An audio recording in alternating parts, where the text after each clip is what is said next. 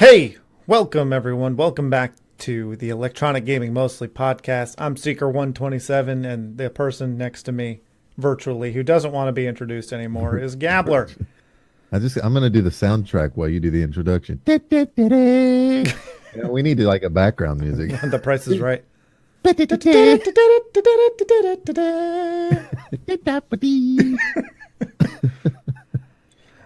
All right. Well, so what have we been playing? I've been playing Black Ops 4, That's all we've been Black fucking Ops playing. 4, and Black Ops 4, and a little We just Alien fucking Isolation. be That's it. honest, Alien Isolation's pretty good. It's better than you thought it'd be. No, I even said it right after we got done streaming that it was pretty much exactly what I thought it would be. Oh yeah, Yeah, hiding in lockers. hiding in lockers. Well, you can't get in lockers, man. That's the trick. The first time I played the It game, I works spent fine. so much time hiding in lockers, and then the second time I'm like, yeah, I should only be in lockers if there's nowhere to hide under a desk or something because it's just way better to hide Well, under that a whole desk. that first whole sequence where the alien's patrolling, it's like I whip out my motion detector. I just, I don't even crouch. I just walk to where I need to go, and then he Hmm. eventually appears on the shit, and I go and hide in a room, and I see him be right above me, and then he leaves, and then I walk out the door, and he's back again, so I go right back to my hiding place. Yeah. And then he goes away, and I go out, and he's like turning a corner, and I turn around and go back to my hiding place. Like, that's the problem that I really have with games like that. It's not just Alien Isolation. Well, let's start with the good things. First of all, it looks good. It recreates the Yeah. movies very well. But I wasn't a huge fan of the movies, so whatever. It's got like an '80s retro future thing, which is Mhm. cool, I guess. But it turns out like just the monster is more annoying than scary. He is, It's yeah. it's not That's true. scary at all. It's just It you doesn't want to have a get lot from of horror point in A it. to point B, and you can't Honestly, because this fucking douchebag's always in your way. yeah, it's more of a survival horror in that Resident Evil games didn't really have a whole lot of scary factor to them. I mean, obviously you get the first jump scares or whatever, or the first creepiness, but then beyond that, it's usually just trying the fear comes in try not to die and have to go through all that shit again. That's really where the fear comes Well, from. that's why I want you to watch that video I posted because it's kind of actually Mm, a good 15-minute reason why the old ones are still worth playing. yeah. But I mean, I'm it's still gonna try to get that together when we it's go out it's and part atmosphere what they put with the music that's really good, and then it's part like oh shit I don't have enough ammo to fight this thing. yeah, I think Alien Isolation is similar to that in regards that it's immersiveness. So you feel like you're in that world, and that's for me. That's more for me. I play it more like a sci-fi experience. Like I'm in space. This is great. This is awesome. Yeah, there's a fucking deadly alien that might kill me if sprint around or something. Well, we're playing on easy, so you gotta be not afraid to use your gadgets like a shit ton. You throw a noise maker, he'll fucking go to it. You can do simple shit like, one of the more advanced things you could do once you start getting used to it, and you notice like the alien is 70 away from you in this area, and you're in a room with two doors or something. Even if not two doors, eventually you'll get to the point where you're like, I'm gonna left click with my mouse and auto attack, which hits with the wrench, and you can hit a wall, and that makes a noise, and right before you do that, you can like pop a flare and place it on the ground, hit the wall, and then go hit a locker like right at the door. He'll come running in. He'll look at it. You could just get out of the locker and walk casually out of the room and go where you need to go because he looks at those flares for a little while. But also, just like smacking a wall with the wrench is you could get away. I mean, I was doing that quite a lot when we were playing. You can get away with that quite a lot once you understand the AI of the alien. It's pretty simple, honestly. Yeah, I think I've used one noisemaker, and the rest is just sneaking around androids. Yeah, the androids. I don't even sneak around them. I just walk past them. They don't run. They just walk briskly. They're You still can pretty quick. I honestly. mean, like I Well, ran past them a few times, and I thought I had to put some good distance between us, and I turn well, around, they'll they're like keep right coming. They're behind me. persistent. Yeah, they're very persistent. I mean, I had like a train of them behind me on the way to the elevator in that last segment. I gotta drink some G Fuel. Oh, okay. It's like the fuck. Yeah, there wasn't any coffee this morning, and we're out of creamer, so Yeah. G Makes Fuel. If sense. I don't have my caffeine, I'll be Yeah, my I get a weekends are my headache. G Fuel break. Yeah, you got to wane yourself off of them a little bit. That's true. No, I did. There was a period of time where I went from coffee every day to black tea every day, which has half the amount of caffeine, to green tea every day, which was half the amount of caffeine of that, to just herbal Yeah, tea. And then I did it, and I'm like, all right, we're here. Let's start drinking just coffee again. half shot of G Fuel, mildly tasteful water. Yeah. So yeah, I've been So playing Black Black Ops 4 pretty nonstop, and like most games, it's starting to show the cracks. I mean, it's still good. I still really like it. I like the Well, that I progression think system. to be fair, that happens with every game. Every game, the more you play it, the more you're going to see all the problems with it. And by the It's way, really why I don't trust reviews. they released they started rolling out 60 hertz multiplayer servers yesterday. So the whole time we were Just playing multiplayer? yesterday, yeah, just multiplayer so far. But the whole time we were playing multiplayer yesterday, chances are that was 60 hertz. Doubt it. I mean, I know the Northeast definitely has them. Like Australia has it. So I figured Well, all the United States must have it. But I don't have a way to test that. So I don't know. well, it's not like video game developers would just lie to people. No, they didn't even really say anything. They just said, hey, we're rolling it out. And it was like people on Reddit who went and tested it. Remember when Overwatch was like, "Hey, we're totally doing this thing that they weren't doing." Which time? Oh man, that's a tough one. I'll wait. What, the servers? They never did they ever increase that to 60 hertz? I don't think they did. I think they did. People were complaining about two tick, and they eventually did. But I'm pretty sure they lied about it in the beginning. They were like, You don't need 20 tick is fine." Server engineer here. Like they Yeah. got the server engineers. I mean, they should at least try to match the frame rate. I don't, or like, the target frame rate of 60. I don't know why. Like, sure, it doesn't make a huge difference, but you just want to eliminate as many variables as you can in an online shooter like that. Like, you already got to deal with jitter and all this other shit, latency. So Yeah. why compound all that with having your fucking game update once every 3 frames? Some of the stuff does come down to like 1 frame. Hmm. Look at fighting games. Frames matter. Frames matter, especially on PC. Um, yeah, I don't know, man. It's so insane that these developers will just pretend like it's like the whole community is stupid. I get that Well, it's Call of not Duty that. It's like is used to dealing with console plebs. they know that So, they have to get a game out on time. And they're like, well, we don't have the time right now to do 60 hertz. It's not a priority. So we'll well, it release them was as in the 20 beta. hertz. Yeah, but there was less people playing the beta. So, like, I get why they did it. But at the same time, you got the community like, why wasn't it like this on release? And You then can't do also, that. like 2 minutes later, Rockstar makes their employees work 100-hour week crunch time. It's like, okay, well, pick one. Do Well, you it's want two the different game groups to of be? people. Yeah, well, you don't know that.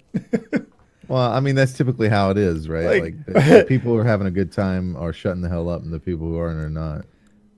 oh man, we worked 100-hour weeks for the last couple of weeks there. Yeah, this post Really? says Only 100? How many hours in a week? What's 24 times 7? Yeah, you had some more time.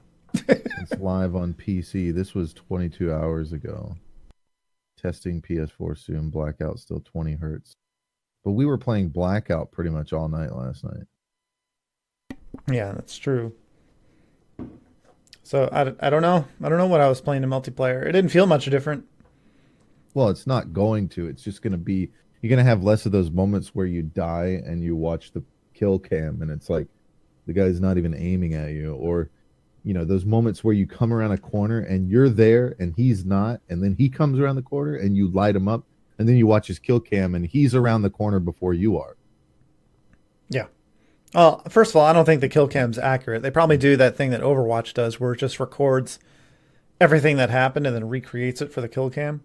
Well, I know like StarCraft 2 has a replay system, and what they do is they just, when you watch the replay, it's just the game actually playing itself. It's not actually a recording of what happened. Yeah, that's Like what they I mean. record all the actions queued up, and then they play it back in the game engine.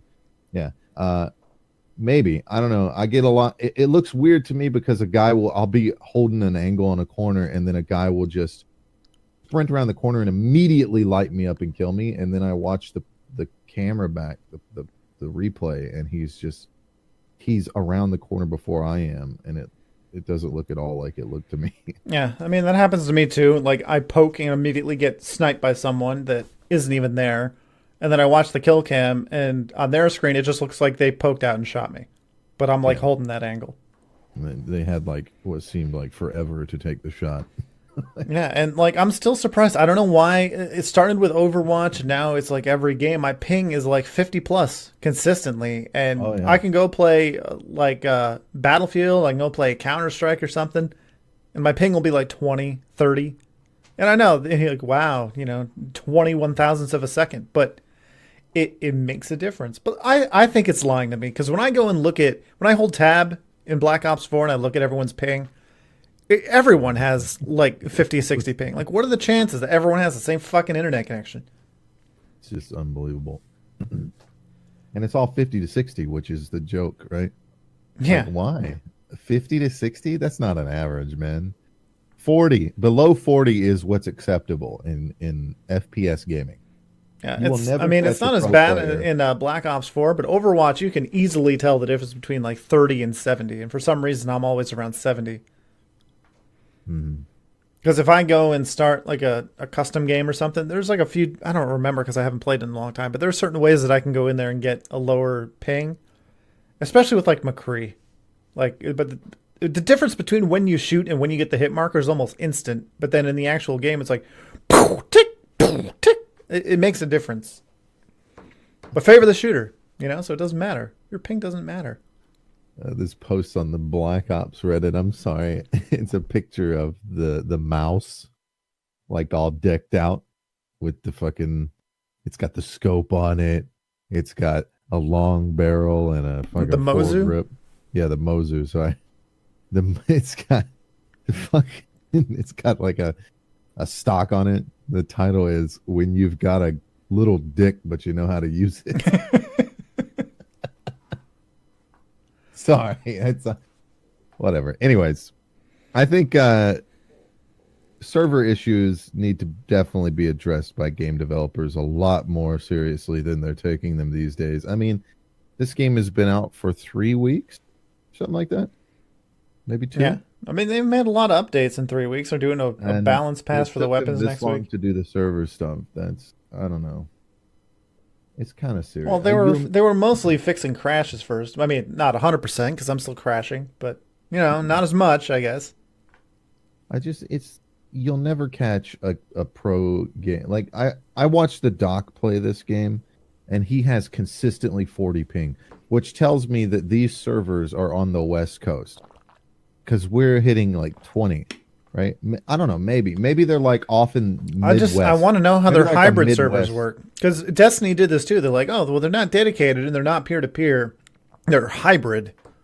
So we try to pick people with a close enough latency and location and put them all in the same game. But I don't know how any of that works. I don't know if everyone's connecting to one person. I mean, you would think that were the case, one person in the game would have zero ping. It says here on Wikipedia that a hybrid hosting server or a hybrid server is a type of internet hosting, which is a combination of physically hosted server with virtualization technology. A hybrid server is a new kind of dedicated server that offers both the power of a classic dedicated server and the flexibility of cloud computing. On hybrid dedicated servers, hardware are 100% allocated to users. The price is lower than for dedicated servers. Somebody with no English wrote this. The server is separated into hybrid server environments using Red Hat KVM or any other virtualization. Each hybrid environment is securely isolated and has guaranteed resources available to it, which ensures a high level of performance and responsiveness. A hybrid server combines all of the benefits of virtualization technology with the performance of a full dedicated server. So administrator can Use automation to suspend, restart, or reinstall the operating system. One large server is split into a few, normally two hybrid servers. So it's a money saver. One big server instead of a bunch of small servers, basically.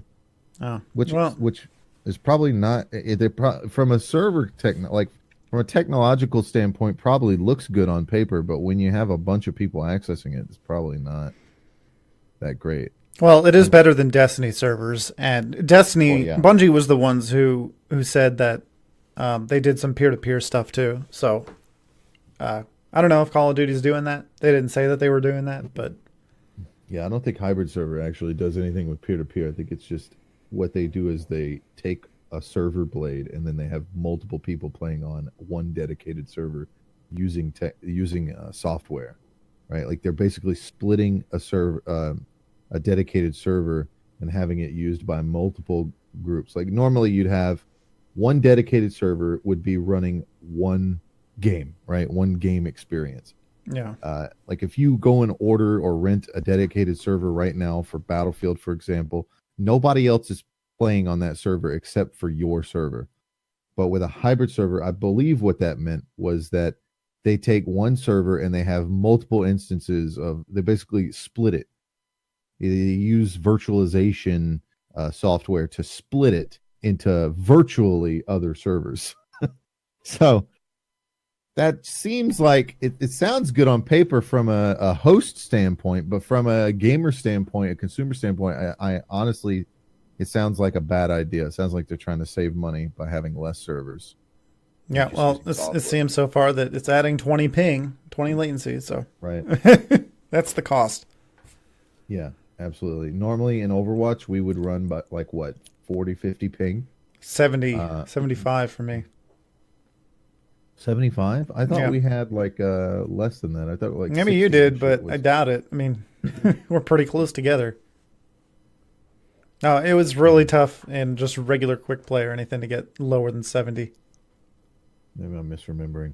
I know back in the day I used to run like 40 to 50 ping in Counter-Strike 1.6 and Ghost Hawk, who was in California, whenever we were playing on West Coast servers, because that's how games used to be back then, before the video game regression of the modern age, uh, thanks to stupid gamers and game developers, you got to do this amazing thing. And for you young kids out there that don't understand it, it was amazing. You could pick which coast you wanted to connect to. It was amazing. There would be servers that were listed as US West and Hey, US Battlefield East. still does it. And when we would play on US West servers, because it would be you get together with your friends, and one person would pick the server, and obviously the person who's picking is looking for the lowest ping for them.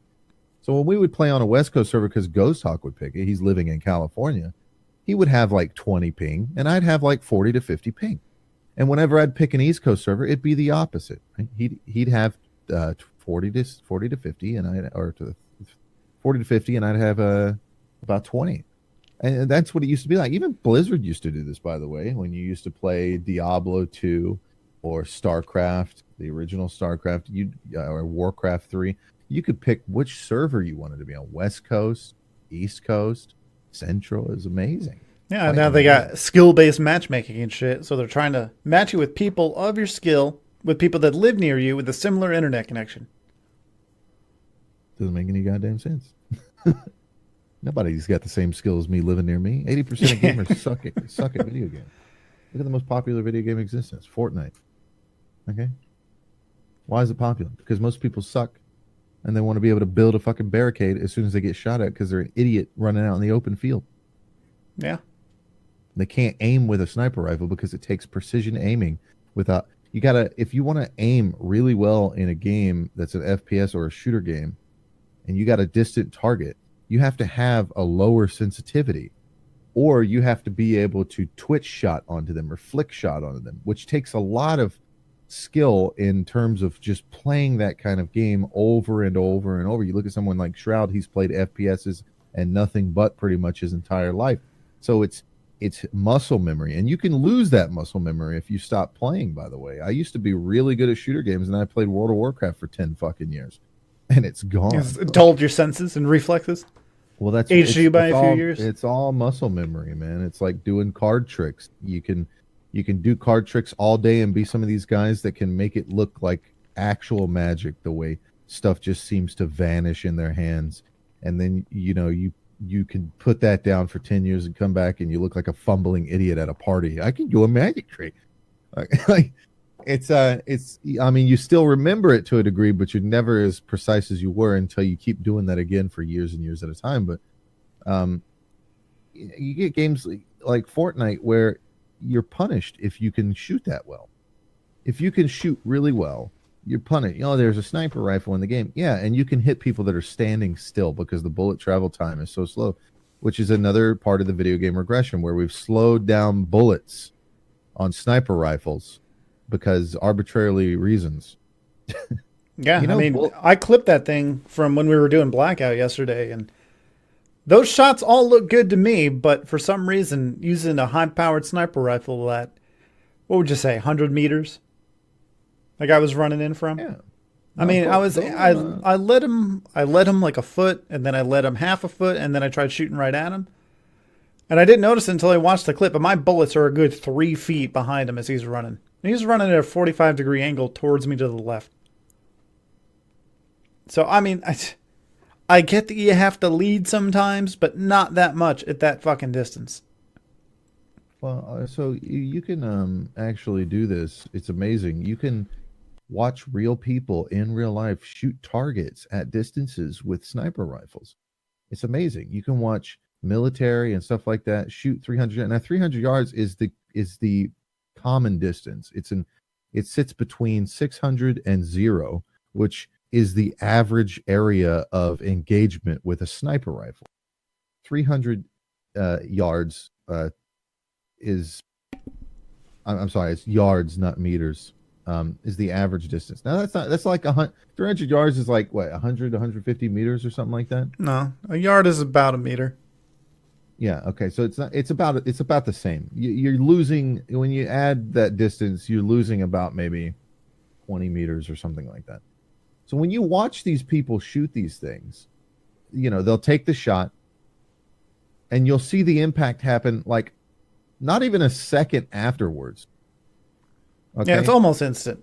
Bullets travel fast, instant. Kids. The only time that you're going to have a shot where there's a 1 to 2 second delay, we're talking about 900 meters. You're talking about ridiculous distances. Like it's bam, pap, bam, pap. That's 300 meters. Bam, pap. The pap is the impact with the target. It's that quick. But probably you go play quicker than that. Yeah, you go play modern day shooters, and you're shooting people at 100 meters with a sniper rifle, and you're like, the bullets are so slow in video games now. It's just, you have to lead people at 100 meters. It's not even humanly possible to dodge a bullet. Do you understand that, game developers? Yeah, if you want a good example, go watch The Matrix, and go watch that scene where Morpheus gets up out of the chair and Agent Smith starts shooting through the wall.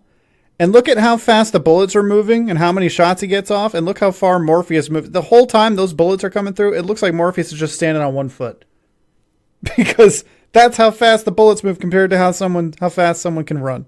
I understand that in video games we have non-real life movement that's happening. I mean, people aren't in real battle. People don't run around like that. It doesn't happen. You can certainly flank people, but you're not running and jumping and sliding and shit like that. It's not lucrative. If you slide, you're sliding behind cover, and it's last ditch effort. No one fucking jumps around a corner because that's just stupid.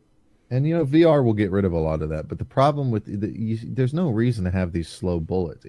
It's literally there to make 80% of the population, the shittiest game players, feel good because they can. You gotta. It goes back to DayZ, back when bullets were faster. People were playing DayZ before all this BR shit was popular. People were playing things like DayZ, and they take sniper shots, and in Battlefield it was happening too. They take sniper shots on people, and people would die quickly because they're out in the open like idiots. When you're in a war situation or a combat situation, you need to stay in cover until you have intel on your enemy location. If you don't, you're going to get shot and killed. Like go watch. You can watch actual live videos of soldiers in Afghanistan patrolling around, and you'll see them walking on a fucking hilltop, and then just crack. They'll just hear a fucking crack out of nowhere, and they're lucky if one of their guys doesn't immediately hit the deck, because then they scramble to cover based off the direction of where the shot came from. Okay, and then they're trying to spend time to figure out exactly where the sniper is coming from so they can engage. They're not fucking zigzagging around corners and shit. Okay, and they got caught out in the open. That's they made the first mistake, is being out in the open in war. You just don't do that. And you if you're playing a video game like Fortnite and you're out in the open, you deserve to be killed. But the bullets are so slow that, Jesus Christ, you got to lead more than an actual fucking sniper does in real life. And to top it off, if you I still haven't figured it out. It's inconsistent is the problem, even with the Paladin. Well, there's so many damn snipers in the game. Well, and the worst part is like yesterday, I finally got a Paladin. I fucked up and engaged this guy from like 20 feet away, and I shot him in the chest twice before dying by some fucking miracle, and he still didn't go down. I still lost that engagement. So, fuck armor. That needs to leave, because that's insanity. These are 50 caliber bullets coming out of a sniper rifle. 50 caliber bullets should have a special effect to them where they ignore armor. There's not a lot of 50 caliber weapons in the game. Yeah, there's two. And as it stands right now, they're weaker than the assault rifles that are using 7.62 and 5.56. Yeah, I don't know what that's about. Everyone just uses assault rifles. There's no reason to use anything else. This is another part of the video game regression. It's amazing. It's like game developers don't fucking shoot guns. Hideo Kojima makes great games. Why? Because he brings military experts in, and they go out and shoot guns with the team so they can understand how guns actually behave. These other game developers aren't doing that. I promise you they're not doing it. There's no fucking way they could be doing it and making the decisions they're making. Okay? A 50 caliber bullet will destroy your body. It will destroy you. Yeah, I've said it before. Whatever part of the body you're aiming at is no longer there after you get hit with that bullet. It's fucking huge. It's like an artillery shell. It's a giant bullet. Yeah. It's a massive fucking bullet. It's designed to rend and tear flesh so that it's not repairable anymore. It's over. They did it right in Call of Duty 4, that one sniper mission. You get to the end and they're like, hey, here's a giant fucking sniper rifle. You shoot that guy in the arm, he doesn't have an arm for the rest of the game.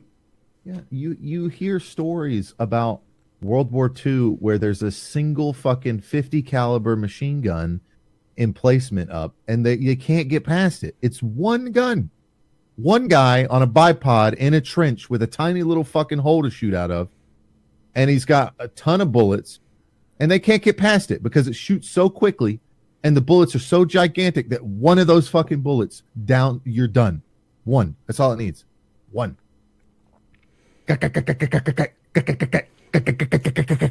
And that's kind of what's weird about all these. Like, all the guns are so close together in Call of Duty. Like, there's no reason to really use any light machine gun except for the 50 cal, and that's because you get all the upgrades on it, and it has fat bullets. So, their hitboxes are bigger, or your bullets are bigger. Whatever, however you want to think about it. But there's really no reason to use the Titan or the Hades over any of the assault rifles. It's like the same damage. It should be that it penetrates armor, but it doesn't do anything like that. And you're right. They're too close together. Guns are too close together. The time to kill from like an ICR, I'm probably saying it wrong. It's an ICR. An ICR and a 50 caliber Titan are nearly the same. The ICR has a little bit faster time to kill. And when we're talking about a little bit, we mean like one bullet. And that makes a big difference. The difference in a fucking fight.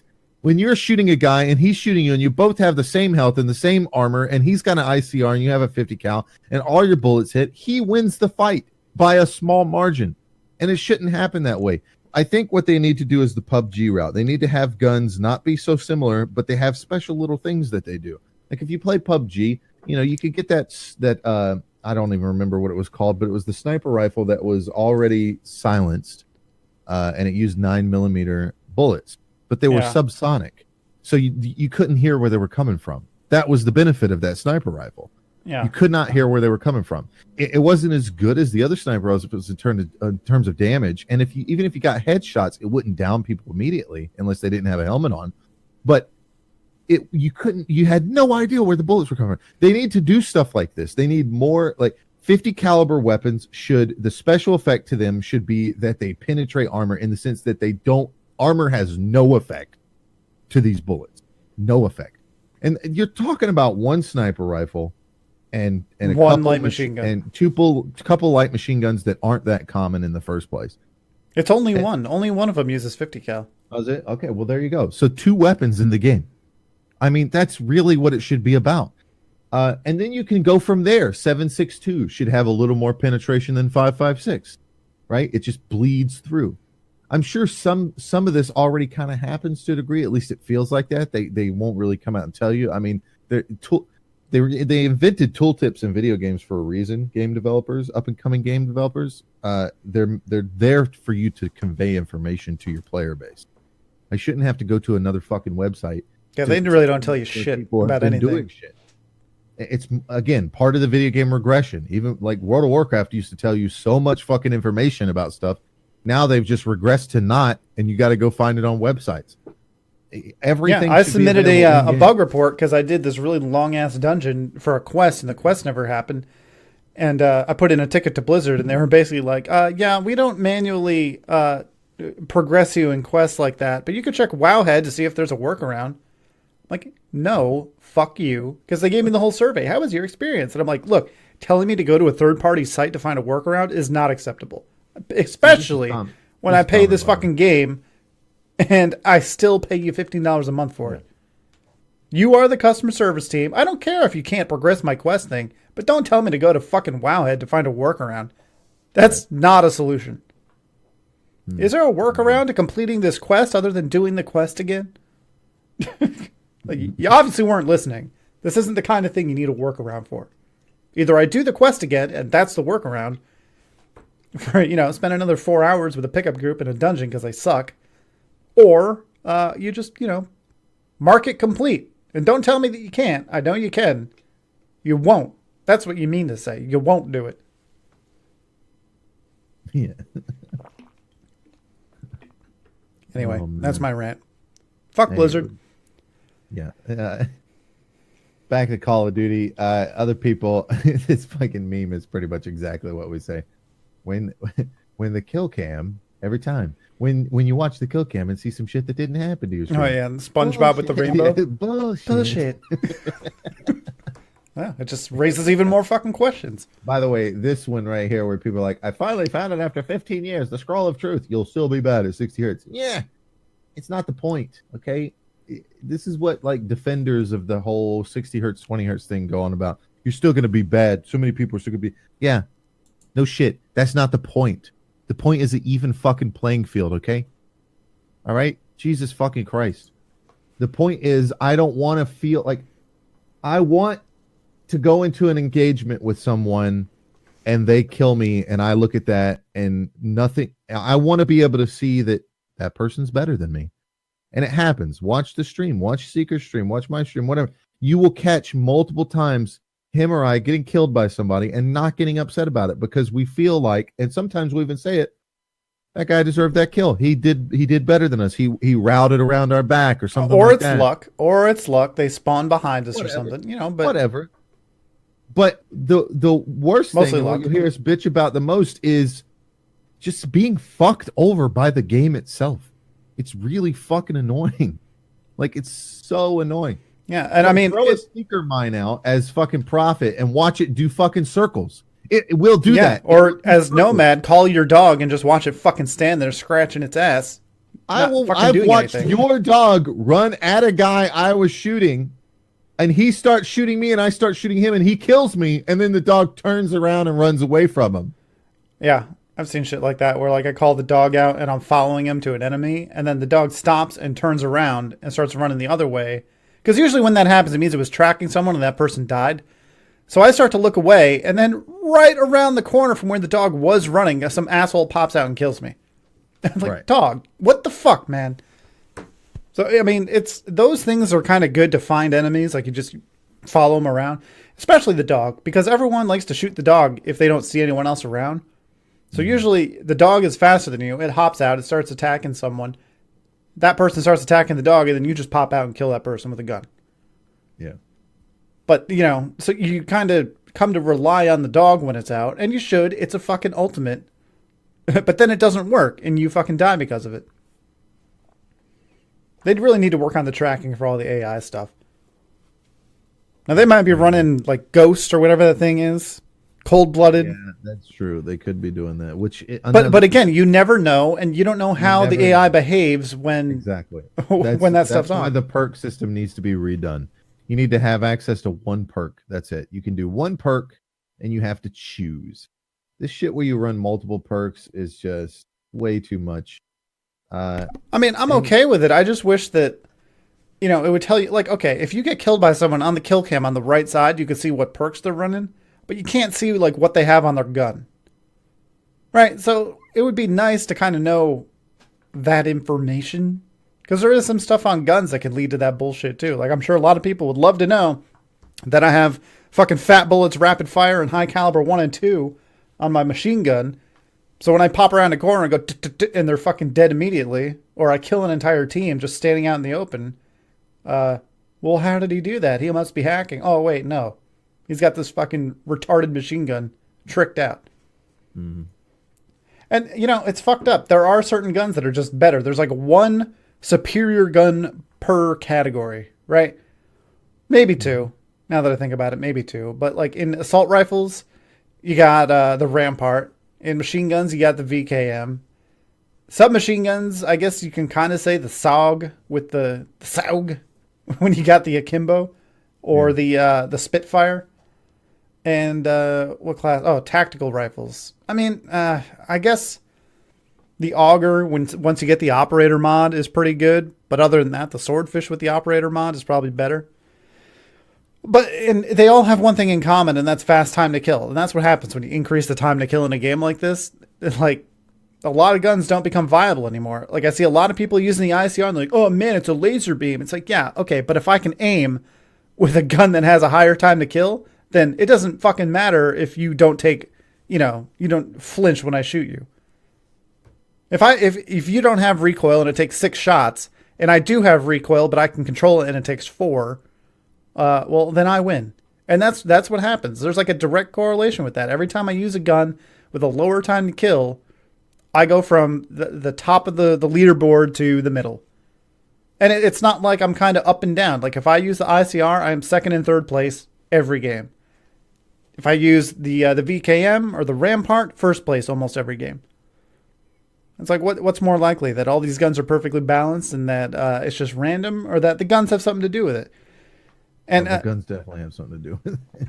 Yeah. I mean, there's a lot of times when someone pokes out and I'm like, and they just run away. If I were using a higher damage gun, they wouldn't have time to do that. This is the mistake that game developers make these days, is they focus their guns on trying to be equal across the board and it just being like a flavor. And it sounds good on paper because it's like, hey, man, you get these guys that are like, I like this gun and I want it to be good. But it's not a great idea because you're never going to get them balanced. So you're just always going to have the best. It's the World of Warcraft syndrome. You're always going to have people using what's the best. If you look at a game like Counter-Strike, which is a great game to go back to as an FPS developer if you want to use a reference, you look at all the guns in Counter-Strike 1.6, Counter-Strike Source, and maybe even CSGO. I haven't really played a whole lot of it. It's the guns aren't all equal. They all have certain they don't purposes. Pretend to be because they cost more. The better guns cost more. Right. And if you don't believe me, go and play Deathmatch and see the 4 guns that people use. Even the M4 and the AK were always different to some degree. The AK was more accurate and did more damage at range, but had a worse recoil pattern, whereas the M4 had a tighter recoil but didn't do as much damage. Yeah, and it's still like that. I mean, if you go and see the differences, people have very strong opinions as to which one they like better. I like the AK more. I mean, maybe not so much anymore with this fucking spray and pray, learn the recoil bullshit. But with the AK, the first and second shot would always go exactly where your crosshair is. Right. So and even I used to just hang back and just go pink, and the AK does one-shot headshots even through armor.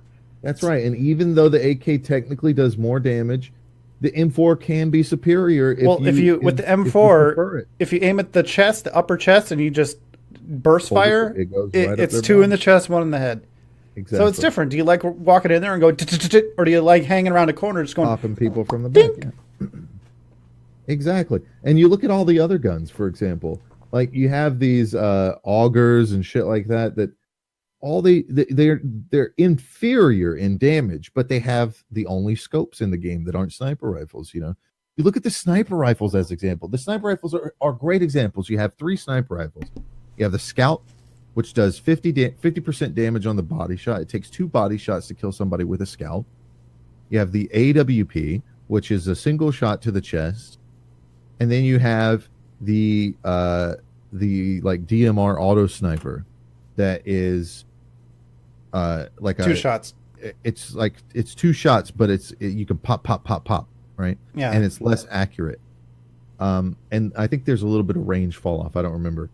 The scout, obviously, the AWP is superior to all of these, but it has a slower shot time than the scout or the auto snipe.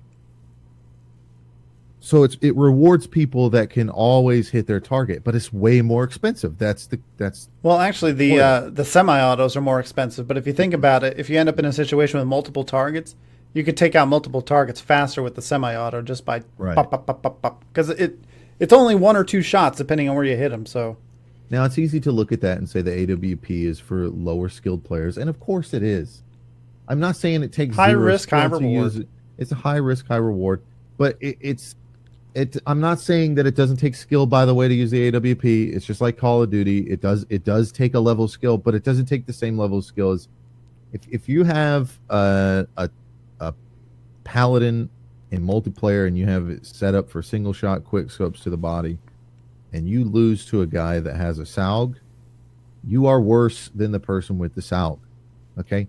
Because it's easier to kill people with the paladin all tricked out than it is the SAUG in that engagement. You should 100% be killing them every time, but you don't. Why? Because your skill is less than theirs. It's just a fact. Now you can you take somebody like Shroud, who has a ridiculous. I mention him because a lot of people know who he is, and it's pretty much accepted that he has great mechanical aim skills. You take somebody like him and give him the AWP, he is far superior than the average player that uses the AWP. Why? Because he's transferring over skills that work with all guns, not just the AWP. You take most of these players with AWPs and put a scout in their hand and watch how they're incapable of doing it. Sorry. Yeah. That's my phone. But the scout's really cheap. See, that's the difference. That's like the difference. in CS:GO, there's actually It's also a little more dollar value attached to prestigious everything. to kill people. Yeah. So you have to take that in consideration as a developer, that there's a dollar value to that. So you can't do that in Call of Duty because there's no dollar value to it, at least not in most of their modes. So you have to give gimmicks to the guns. I think you need to give gimmicks to the gun even more so. And they do kind of with the operator mods, but this wasn't a problem in So it past should Call of just be- Duty the games. I mean, operator mods should just be on the gun immediately. yeah, I mean that would be nice.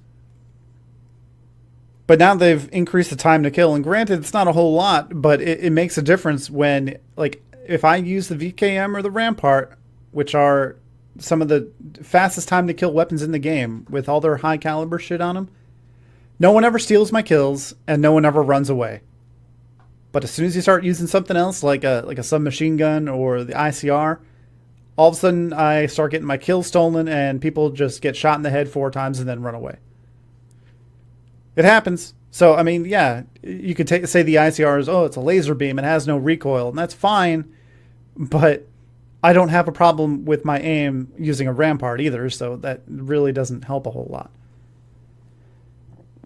And I'll have more to talk about because I'm going to go for that fucking Dark Matter skin, so I'll have used every gun at some point. Hello, you there? What's happening? Yeah, I'm here. So yeah, we played a lot of Blackout yesterday. I don't know if we're getting better or if it was just luck. There's no way of knowing, really. But what was I going to say? Oh, They really need to work on that bullet travel time. I want to talk about that clip. So you can go watch it at twitch.tv/shaker127. There's a clip of me shooting like 15 bullets as a sniper at someone running towards me. And I think what the problem is that it's not hit scan. There it is bullet travel time, but the visual bullet that they show coming out of the gun isn't the actual bullet. Because there's no way that that guy was 3 feet ahead of where I was shooting. I mean, you saw it, right? You tell me, what's your opinion? You're muted. Sorry, I'm trying to keep background noise out. I mean, you used the Paladin. You were shooting all those guys for that one game at the dam. I hate the Paladin, man. But I was shooting guys at the dam, and I was up on the dam with it was a tricked out Paladin, by the way, that came from a chest, a crate. And I'm overwatching them on a dam. I'm looking down on them, and there's a guy, he's running. The first shot, I hold my breath. I take the shot. Bam! It hits his armor. He keeps running. Second shot. Bam! Hits his armor, breaks his armor. 2 shots to break armor. He wasn't wearing level 3 armor. Like, yeah, that's... The armor guy never died, by the way. I never killed him with that Paladin. I hit him one more time without armor, and he still was alive. I get that headshots are a thing in the game, but those bullets are massive. It's a fucking 50 caliber weapon. I mean, it's hard enough to get headshots in real life. Now, add to that sliding and jumping and people moving all over the place like, Adderall I'm not addicts. Asking that it be a one-shot kill, because then you'll have people quick scoping in that mode. I understand that. What I'm saying is it should ignore armor. It should be 2 shots to the chest minimum. Well, they need to really do something about the armor. I know that they're like, oh, we made level 3 armor more rare. It's like, yeah, more rare for me. I found it like, what, twice? But every time we lose to a squad or something, they always have level 3 armor. And that's the problem. Making it more rare doesn't solve the problem. Because the people that last the longest are the people who found the level 3 armor. Holy fucking shit. 65% damage reduction. Like, here's the fucked up part. I don't know if I have level 1 and level 2 armor numbers correct, but it's something like level 1 armor is 25% damage reduction to the chest. Level 2 is like 45% damage reduction to the chest. Level 3 armor is 65% damage reduction to the chest. Plus a headshot damage resistance, plus flashbang, concussion bomb, whatever resistance. It adds all this extra shit to it. And let me tell you, it's pretty insane. If you think about it, without armor, if it's a 4-shot kill, and you have a 65% damage reduction with that armor, that turns into like a 10 to 12 shot kill. Yeah. It's a ridiculous amount of increase. If anything, it should only be like 10, 20, 30, or 5, 10, 15. Or you have one type of armor and has 20% damage resistance. That would be better. I mean, that's what they should do, though. Unfortunately. Well, of course it's what they should do, but they're never going to do that. So we got to compromise with a fucking game developer that's too fucking far up their own ass to take out their armor because they worked on it. And they, like, PUBG did it. Yeah, PUBG did it, and it fucking sucks. It sucked. Yeah. Stop. It's annoying. It's another random element to BR that shouldn't exist. Encounters with people should... Okay. Well, there's no like tactical way to get around it because mostly you spot people. Well, hold on. Mostly you spot people at a distance. You can't see what kind of armor they're wearing most of the time. So it's not like, oh shit, these guys are tricked out in level 3 armor. Let's avoid them. It's always like you can play characters from multiplayer that look like they're wearing fucking body armor. Yeah, that too. But by the time you realize what kind of armor they have, it's too late. You're just hoping that they can't shoot you, I guess. We were playing squads, you, myself, Royal, and Nanner. We're playing squads a couple days back. We're in an area just outside of, I think we dropped in on the docks, the cargo docks. We kill a team there. We loot up. We get our armors, level 2 armors, some of us level 1 armors. We move up the road to, I want to say, the northeast of that area. Right after, to the right of it is the bridge from the lighthouse, right up that way. So we go up that way and we hit some buildings there inside the circle, and we're just, grabbing some extra meds or whatever. We're full on armor. Everybody's looking great. And a team comes up the hill from our east. We spot them before they spot us. I'm up on a rooftop. I think you just died because there was a team at the buildings that we engaged, and you pushed up on it. I got up on the roof, and he was able to kill you. Right? That game that happened.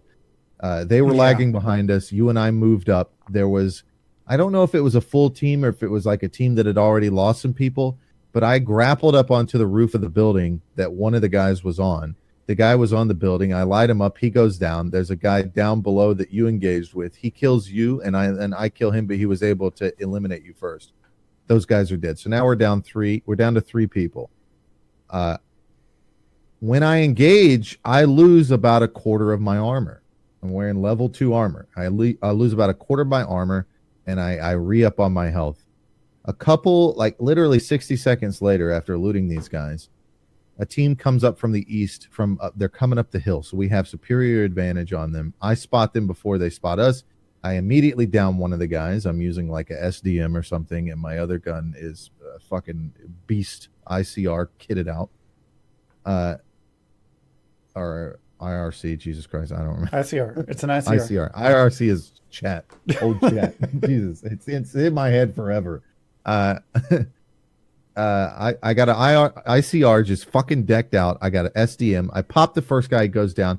The other dude's like throwing smokes and all kinds of stuff. I throw a cluster out and kill that guy.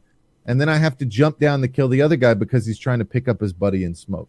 So I rotate around down the hill and I engage with one of the guys, and he lights me up and takes about another quarter, more like 50% of that armor away. So now I have a quarter of my armor left. And I kill his teammate and with the help of Royal, the assistance of Royal, and that team's wiped. We don't get time to loot.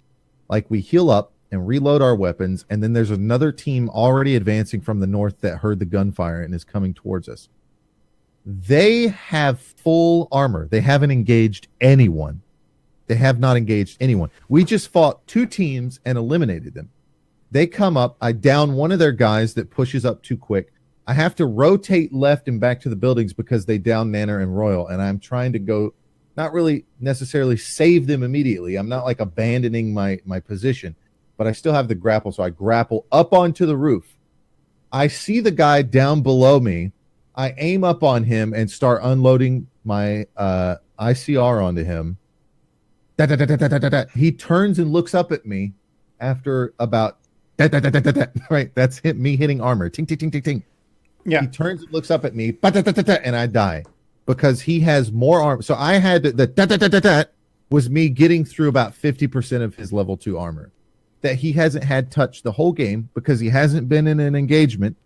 And I just killed 2 teams with my friends. Our team just killed 2 teams, and now we die to another team because they have all their armor. Now, there's no way for me to go into my inventory and restore my armor like in H1Z1. I can't carry extra armor. I don't have items that allow me to repair armor or anything like that. And there's no armor on the fucking ground. Because I've never killed anyone and have been able to find armor on their body, I don't think. Yeah, it's not like PUBG where you can pick up somebody's helmet that you killed. Okay? Because it's not destroyed. Because you shot him in the body or something. Or shot somebody in the head. So the armor, because the armor and the helmets aren't separate in this game, even though there's only one of them that gives you a helmet. So if you headshot somebody, sure, their armor is preserved. But this is Blackout. It's Call of Duty. That's not how this game works. In PUBG, you can aim at somebody's head, get a headshot, and they go down. In Blackout, it's not possible. People move so fast. It's so arcadey that it is very rare for you to just kill somebody with a headshot. That's why I think people were killing us so fast by shooting us in the legs. I think that's what you have to do. You just shoot people in the legs. I'm telling you, I've been saying that. When you shoot people in the legs and the chest and shit like it's different. There's no armor on the legs. I swear to God, it does more damage to shoot people in the limbs than it does in the chest. I've killed people so quickly in BR because they jump and I'm shooting their knees. Now, multiplayer jumping works because there's armor in multiplayer, but not a lot of people run it. So the jump works because you jump you're the same height as your body, and people typically miss because they're aiming at the chest. But in BR, you don't jump as high for some arbitrary reason.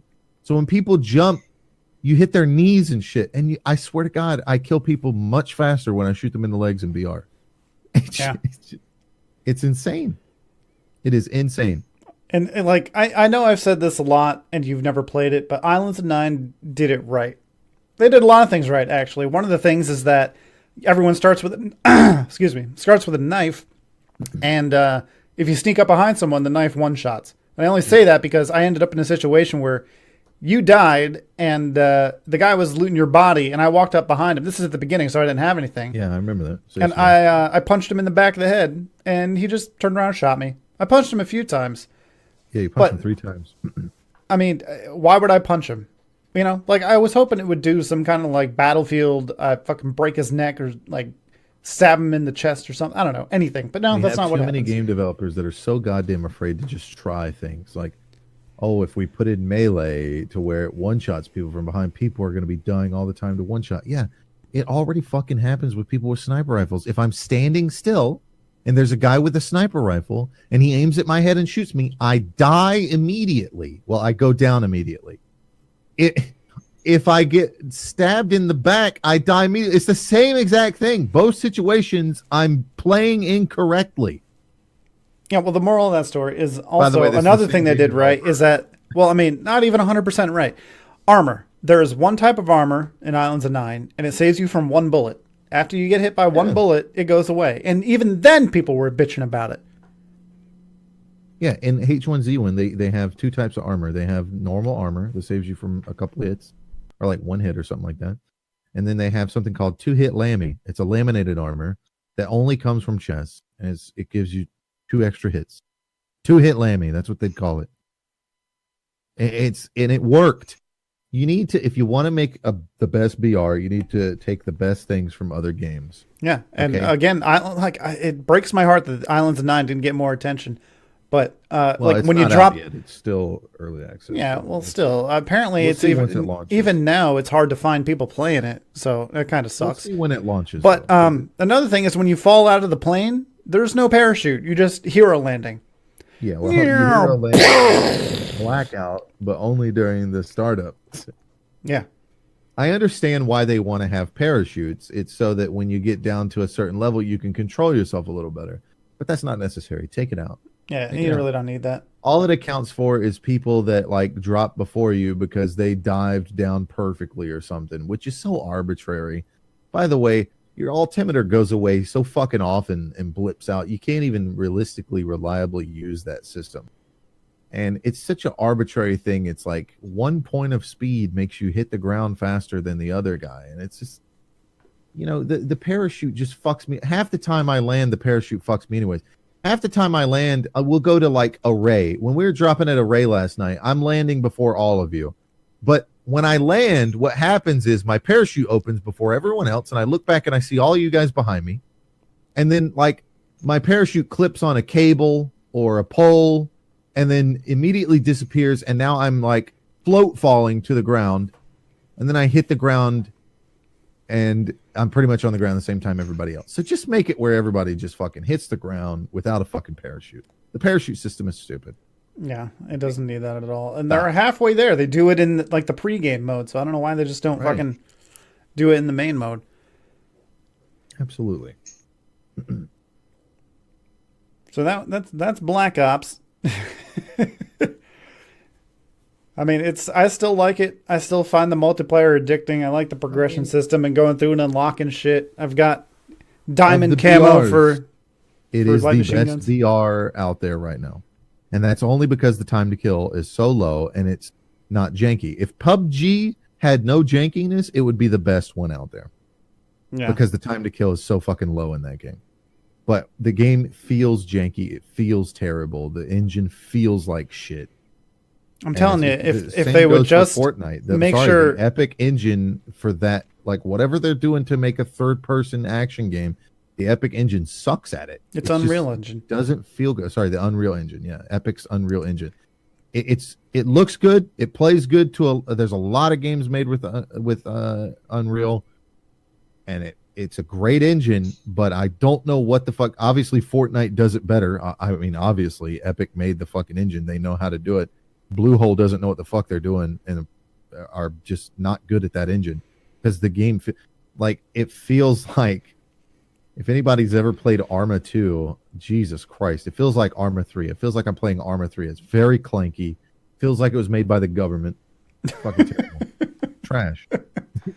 It just feels clunky and slow, and fucking Fortnite is the same way. It's a little faster, but it still feels clunky and slow. When you jump, it's floaty. You know, it's too cartoony. Like the UI for the crosshairs are cartoony. And you know, Fortnite gets some stuff right too. By the way, the building is absolutely not right, but the shield system is right. That's one type of armor right there. Boom, one type of armor. Shields. Fucking Blackout. Sorry, you just didn't nail that. You could be perfect. The time to kill is great. The movement is fast. The time to kill is great without armor. Snipers. Let's quantify. And listen, I like that it doesn't emphasize snipers. Okay, I like that. I'm okay with picking up a sniper. I mean, I'm okay with that because too many BR games are all about sniper rifles. I like that the sniper rifles aren't that strong. I like that battle rifles are strong. It's just that.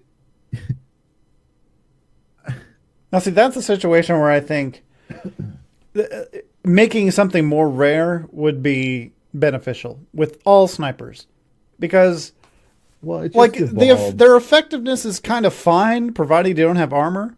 Like, Here's they should be strong. With rarity in VR games, but the problem with PUBG is that snipers are everywhere, and everyone that's left at the end is just sniping each other. There's a lot more pushing up because the circle moves faster towards the end. Problem with Blackout, though, because the problem's going to be somebody's going to find the sniper rifle. They're going to move in. They're going to die. That guy's going to pick up that sniper rifle. He's going to move in. He's going to die. So you're eventually going to be always facing somebody with the sniper. Well, that's fine. That's what I'm saying. Is towards the end of Blackout, snipers don't matter as much as they do in PUBG. Like, that circle moves in really fast. That's true. Like, there's plenty of times when you can, at the end of the game, win with an assault rifle or a submachine gun. The armor is just the giant elephant in the room when it comes to Blackout. Change the armor. That's all that really needs to happen. The guns, the loot, it's all pretty good. The armor is a problem. Have one armor type. Rarity doesn't work, man. It just doesn't work. I've picked up level 3 armor. It's great for a little while. It gives me a significant advantage over some teams that I fight, but it still has the same problem that all armor has. As soon as the armor's gone, I don't have armor anymore. And I have to be lucky if there's any armor on the ground anymore, because there's 100 people and the map is so small that every place is fucking looted. When you go through that game, every place has been touched. There's not a single place that hasn't been touched and looted. I think I said that on the last podcast, is like, in PUBG, you can drop in an unnamed area, find a couple things, and then move into a named area and find shit. Like, it hasn't been looted. But that never, ever happens in Blackout. If you do that in Blackout, you're picking up leftovers. And the reason for that is because you can make too much distance outside of the chopper. They need to limit how far you can. Also, there's too many people. I don't think it needs 100 people. I agree. And I mean, you could tell as soon as they turn, like, the beta had 80 people. And now it's 100. And every game at the beginning, it starts stuttering and shit. There's stutter. The frame rate's a little bit worse. So, I mean, undoubtedly, it's difficult to have 100 people in a server. It definitely has a negative effect on everything. But aside from, like, the technical problems, the way the map works and everything and how far you can jump out of the chopper, you don't need 100 people. I mean, it's down to 60 people in the first 5 minutes anyway. You know, at least make those rounds feel better. At least you won't be running around with your fists, you know? Because there's definitely those rounds where we go to, like, an off-named area and there's nothing there. You can go to the next game and find level 3 armor and a chest with a fucking paladin tricked out in it, but there's definitely been 2 or 3 rounds where there's just nothing. There's nothing there. It's even worse in squads when you have to find gear for 4 people. So your options are either get lucky or go into a high population area and kill everyone. Yeah. Yep. I mean, it's what we've been saying for a while now. So yeah, I don't know how you fix that problem other than making the map bigger or changing the loot around. But I think the easiest way to fix it would just be less people. Kind of a good parable for life too. Less people would be better. All right. All right, so WoW stuff. Have not been playing WoW at all. But there might be news. Gabller with WoW news for the week, and ready, say, go. Well, there is no WoW news for the week. There's nothing. Well, you've been looking at like 8.1 and stuff and all that. Yeah, they're adding like you can buy gear, Azerite armor with like tokens you get from Mythic dungeons, or maybe it's they're adding vendors for the island expeditions that give you rewards for seafarers doubloons. So you'll be able to buy like a mount and some stupid. I mean, it's not stupid. Whatever. It's cosmetic stuff. It's not really gear. You're gonna be able to like melt down Azerite gear and get a thing that you can also get from Mythics. I think from Mythic rewards that lets you purchase Azerite armor. So if you don't run Mythics, you can at least farm out Azerite gear from world quests and melt those down. That's pretty good. I like that. I like when there are options like that and they're not forcing you to run Mythic. You're talking about like 3,250 for certain pieces of gear, 400 for, you can get a helmet that's randomized. You can pay 400 for a randomized helmet. Now this is great for catch-up gear. You hit max level on an alt. This is alt-friendly stuff. You get a random chest for 400. Or you can buy a specific piece for 3,250. I don't know what the rate are on these right now. I could probably look into it, but who cares? Yeah, whatever. This is a pretty good change, especially with the problems with Azerite. The next patch is going to release like 2 raid dungeons and a bunch of other shit. So I don't know. It might be worth playing. Well, we might hop in and see and determine whether or not we're going to cancel our subscriptions. When's it supposed to release? It's got to be Tuesday or next Tuesday. If it's not this Tuesday, it's next Tuesday. BlizzCon is coming right up. So I imagine they're going to talk about what's coming for World of Warcraft after that. But even if it is good, I mean, is it going to be good enough to pull us away from Call of Duty, Fallout 76, Battlefield, Resident Evil? Away from Call of Duty at this point. I like Call of Duty, don't get me wrong, but I'm not a monotonous person.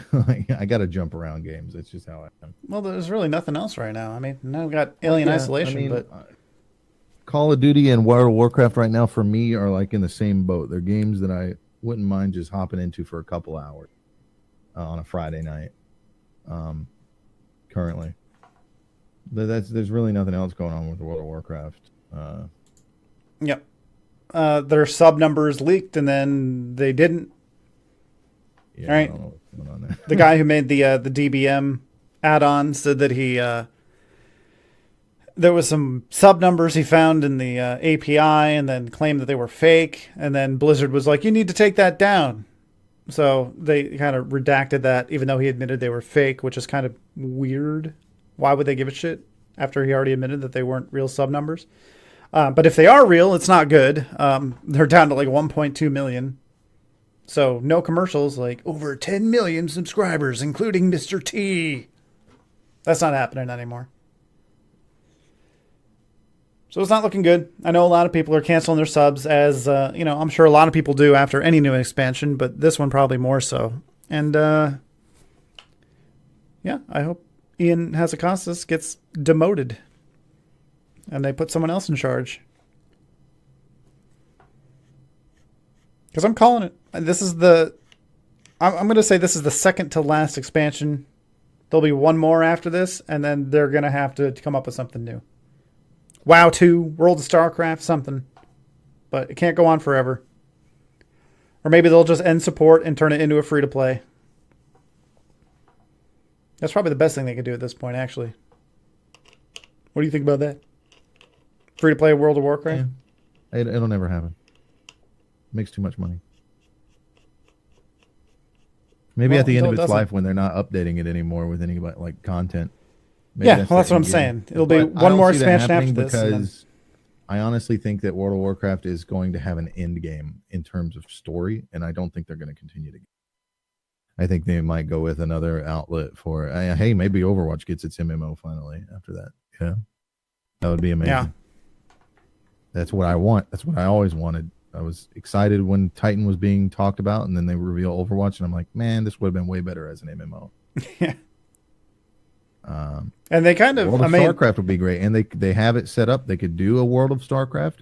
It's all set up for, even though like StarCraft 2 technically has kind of an end game ending where it can be over. It's also got the kind of ending where it can go into an MMO. You still have the humans way back in the Earth sectors and all that, outside of all the humans you play as in StarCraft are actually criminals. They're Australians. They were sent away by the Earth, the all the like United Earth groups sent their criminals on big colony ships out into the Caprulu sector, and then that's where they found those guys had to deal with the Protoss and the Zerg, and the Zerg are still left as a group that exists under the command of what's her name, I don't know. and the Protoss are back to being the shit. And they even have like the Dark Protoss, so they got plenty of factions now that they could use for something like that. It would definitely work. It would be not so contemporary, it wouldn't be like World of Warcraft where it's like your warrior and your priest and all that. But I mean, there's plenty of sci-fi games that have come out like Star Wars: The Old Republic that nail the class system just fine. I think it works, and I mean, I think it'd work better as Overwatch. And I think people would love that more because I think Overwatch is more popular than StarCraft at this point I mean, in terms of Blizzard they fans. could probably make a really good looter shooter, something Yeah, like Destiny with the I Overwatch agree. system. But That's what it should be, and it's probably what it was going to be. Um, but I don't think WoW's going away anytime soon. Well, well, I'm not saying anytime soon. This expansion has well, 2 years, true. and then 2 years of another I expansion. would say But 5 to 6 years, 5 or 6 more years of World of Warcraft at max.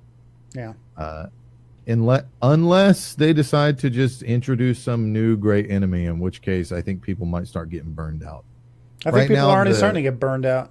well, for the longest time, the great enemy was the Legion, and we defeated them because when they released the Chronicle books a couple years ago, they started talking about these Void Lords, which are like the opposite of the Naru. The Naru are beings of pure light, the Void Lords are being of pure shadow. And in the cosmic scale, those are the ultimate beings. So that's kind of the end game. And the problem with an MMO like World of Warcraft is you can't have 3 or 4 expansions in a row that are the same exact kind of motif. If you look at Battle for Azeroth, it is an old god expansion that is disguised as a war campaign expansion. It starts as a war campaign between Alliance and Horde and slowly will build up into a big bad old god. It's probably it's the second old god expansion we've had. Cataclysm was another one that was disguised as a big bad dragon that eventually led into old god stuff. So it's the second expansion we've had that's been an old god expansion. The problem is the next expansion has to be a full-on old god expansion, and the next expansion after that would have to be a Void Lord expansion, which the old gods are created by the Void Lords as tools to corrupt world souls inside of planets that happen to have world souls. So once you get beyond an old god expansion and go into a Void Lord expansion, it's going to look pretty similar, but it's different enough that it can work. But how many expansions can you do where it's Void Lord expansion, Void Lord Well, expansion? more importantly, how many expansions like fucking Battle for Azeroth are people going to tolerate? Well, that's just that's not really a lore situation. I mean, lore-wise, this is a pretty good expansion, but people are stupiding. The problem with people when it comes to the lore, these people that have complaints about the lore with why is Sylvanas acting this way? Most people suck at storytelling. Fan fiction sucks for a reason. And everybody's got their stupid little ideas on like what should be happening. The fact of the matter is, if you don't like something, go make your own. Stop trying to dictate on how artists write their shit. Yeah. If you don't like it, fuck off. I think it makes total sense the way Sylvanas is acting, especially with the concept that old gods can corrupt people. And I know it is kind of a bit of a cop out to say like, oh, she's being corrupted. Well, everybody should be getting a little bit of corruption. That's really what should be happening. We've been on this planet for a long time. Everybody should have some effects of N'Zoth, and N'Zoth is not necessarily the biggest, baddest one, but he is the survivor. He's the one that survived the longest, and that says something. He's responsible for some of the biggest events on the entire planet, like the Curse of Flesh that turned, the stone and iron dwarves and all that shit into flesh, pinky flesh weakling. Of course, it's typical Disney shit. They play that little concept that we humans like to do in our storytelling, like, oh, humanity is actually a strength. It's a virtue. Why? Mortality makes us strong because then we can be brave. I mean, you ever think about it? Like, look at Lord of the Rings and how long elves live for, Yeah, how good they are at everything. How are humans even like a player? Like, how can, if we live like 80, 90 years, or they live a little longer in Lord of the Rings, right? Like 120, something like Well, that. that's why they're always a little more advanced in their concepts, right?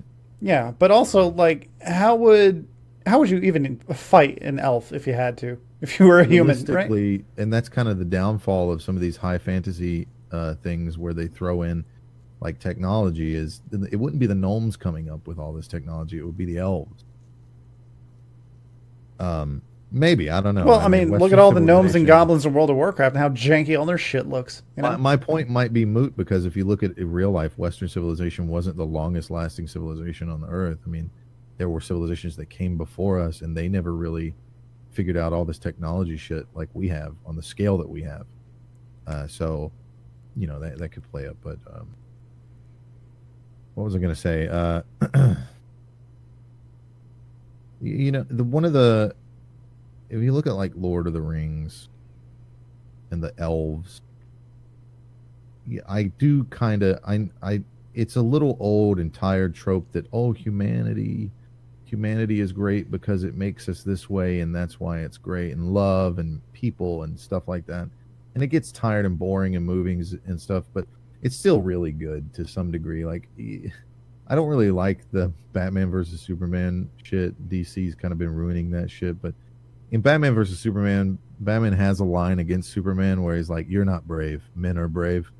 That's a really good line because Superman can't really die, right? Or at least it's Yeah, perceived that he can't. It's hard to be brave when you're Superman. You know what I mean? Like, I'll go into that fire that can't fuck with me. Like, yeah. right? Like, that's not bravery versus a guy that knows he might die trapped in that fire.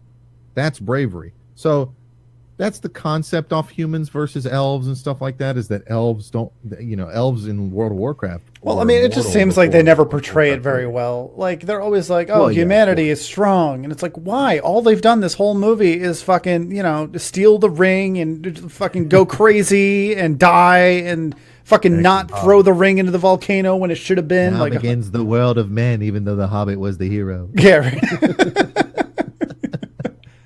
What about the fucking Hobbit? I mean, hobbits are actually probably they probably personify like humans more than humans do in that fucking movie, right? Like they don't really have anything going for them, but they still, save the day, like big time. Like, sure, they live a long time, and apparently the ring doesn't have an effect on Frodo very much compared to other things. But other than that, like, hobbits kind of take the place of humans in Lord of the Rings. So humans are just kind of left in the middle, like the Well, idiots that are always trying to fucking steal the ring and everything and are weak to its powers. And I don't know. I don't yeah, know. It doesn't make sense to me, but whatever. there is kind of like some play on the idea that hobbits are partially human, because if you go back to like the Eldar and the Edain, they had three unions or some shit like that, and one of them were like half elves and the other one were Urukai, and just some like there's all these different like combinations of the you know, fucking Lord of the Rings lore is so convolutedly complex. Like, I don't know anything about it really. it's really difficult because Middle Earth isn't really a planet. It's like a plane of existence. It's really kind of flat Earth type shit. And Gandalf is like a being from another plane of existence that was sent to Middle Earth to do shit. And you have like these really, really higher ups. You have like Sauron, who was an elf blacksmith, or not a blacksmith. Sorry, he was an elf that was underneath one of these like higher elves were like in a caste system where there were this type of elf and that type of elf, and one of the types of elf was Sauron's master, which I can't remember his name. It was like Morden or something like that. And you know, he was the great Dark Lord before Sauron was, and Sauron kind of walked in his footsteps, and it's like this higher plane of existence where these wars are happening. It's very much D&D with like the astral sea and all this like really complex stuff going on. Yeah. But it's even like the creation story in Lord of the Rings is very convoluted to a degree that's almost riddleistic. You know, it's not very in your face like World of Warcraft, where it's like, even in World of Warcraft, the great thing about World of Warcraft is like there is no creation story. It just happened. It just exists. There's the great dark beyond, and the first known thing is the Titans being born into it cosmically and going throughout the, you know, just existing and going, what the fuck are we here for? Well, I guess we'll bring order to the universe. Yeah. Like they don't even know where they come from. They don't even know how they got there. They just exist. So there's still a lot of mystery to that, which is why World of Warcraft could keep going after the Void Lords. I mean, maybe there's... I mean, I'm not against the story, you know, continuing on, but well, they got to come the up with new actual ideas game all the time too. That's another problem, right? Gameplay. Yeah. Yeah. Which, you know, it was moving forward until Battle for Azeroth, where it took a few steps backward. So, I mean, if they don't get their shit together... Well, that's because of who's in charge. This is I'm telling you, this is 100% Ian Hazakosta's first rodeo in full control of World of Warcraft. Warlords of Draenor, I think, was a kind of his setup with Tom Chilton closing it out. Certainly, Tom should take the blame for Warlords of Draenor, but I think Warlords of Draenor was fine. People don't like it because it felt like a Facebook game to sit in your garrison. I like not dealing with other people. That was great. Yeah. Especially when you're supposed to be the fucking hero and all these other idiots. Yeah, it was great. You're the hero. I don't know what the problem with the World of Warcraft community is. You get a lot of these fucking mouth breathers like, it's a game about playing with people. Then go find people. Get together on the forums or on a website or on a Discord or send out messages in trade chat or general chat that you're forming a fucking community and you're all meeting up at this location. People keep going on about how World of Warcraft vanilla was greater. No, it wasn't. Okay? People were just...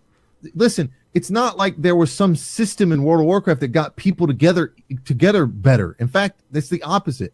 It's just people would say, hey, let's all meet up at fucking Lights Hope Chapel, man. Yeah, let's do it. Let's all form up there and form up a raid group and go fucking run around and do shit. Or let's go, you know, that's what was happening. If anything, it's the opposite direction. That it's gotten so much easier for people to group up without doing that. That people fucking sit here and pretend like World of Warcraft Classic was better because for some reason I don't see people around anymore as much. Because you choose not to. I see way more people than I used to in vanilla. Like, I can't go anywhere without fucking seeing people in World of Warcraft anymore. Yeah. That's what I liked about the garrison. It made me feel like my character mattered. I was being called a general. I was walking through a garrison that only I didn't have some fucking idiot doing cartwheels and flips on my fucking mailbox. You know? It's just me. And then you go into Legion and you're like, you're the leader of the order hall. And I can't tell these people to fuck off for 1 second. It's just running around and jumping around on my fucking table and shit like that. Yeah, I wish I could just stop for 1 second and be like, "Oh, you're an archmage? No. I'm the archmage. I'm the archmage. Yeah. Get that fucking title off your name." And they try to fix it with like faux shit, like, hey, when you're out in the world and you got a named NPC following you, it's the named NPC. This other idiot's got some rando following him. That's good. That's fine. They need to do more shit like that. I don't need to see other players all the goddamn time. It just ruins the immersion. Hey, Look at that. There's a dragon right there. Yeah, I'm going to kill it. Nope, there's 50 people here. Oh, well, okay. I guess I'll wait for it to respawn. What they really should be moving towards is more immersion. Who will win? Hero of Azeroth who took down the fucking Legion, or Three Crabs? 3 crabs. 3 Crabs. That's who wins every time.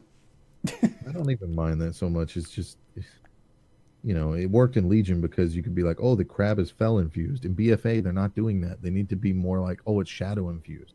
Okay, sure, it's a corrupted crab, but a regular fucking crab, get out of my face. Get out of my face with that shit. Fucking Hero of Azeroth, and instead I'm fucking hiding in a bush, making sure all these turtle people make it to the water. Fucking way too much about World of Warcraft. Yeah, that still triggers me so much. God damn it. All right, well, we can move on. Fallout 76 Platinum Edition doesn't include the actual game, and people are mad that they discovered this before they bought it, question mark? Gamers were a mistake. like if you go and look at the listing, it doesn't even include the game. Yeah, and they're telling you that. It's so obvious if you can just read. Like, it's in big fucking letters on Bethesda's site. Let me tell you why they're doing this, okay? Because for a long time, Bethesda has been doing this with its games where it releases a normal standard edition and then a deluxe edition, which is what everybody does now. The deluxe edition usually comes with either a season pass or some kind of loot that you get in the game or something. It's a way for them to make more money for people that are willing to pay more money.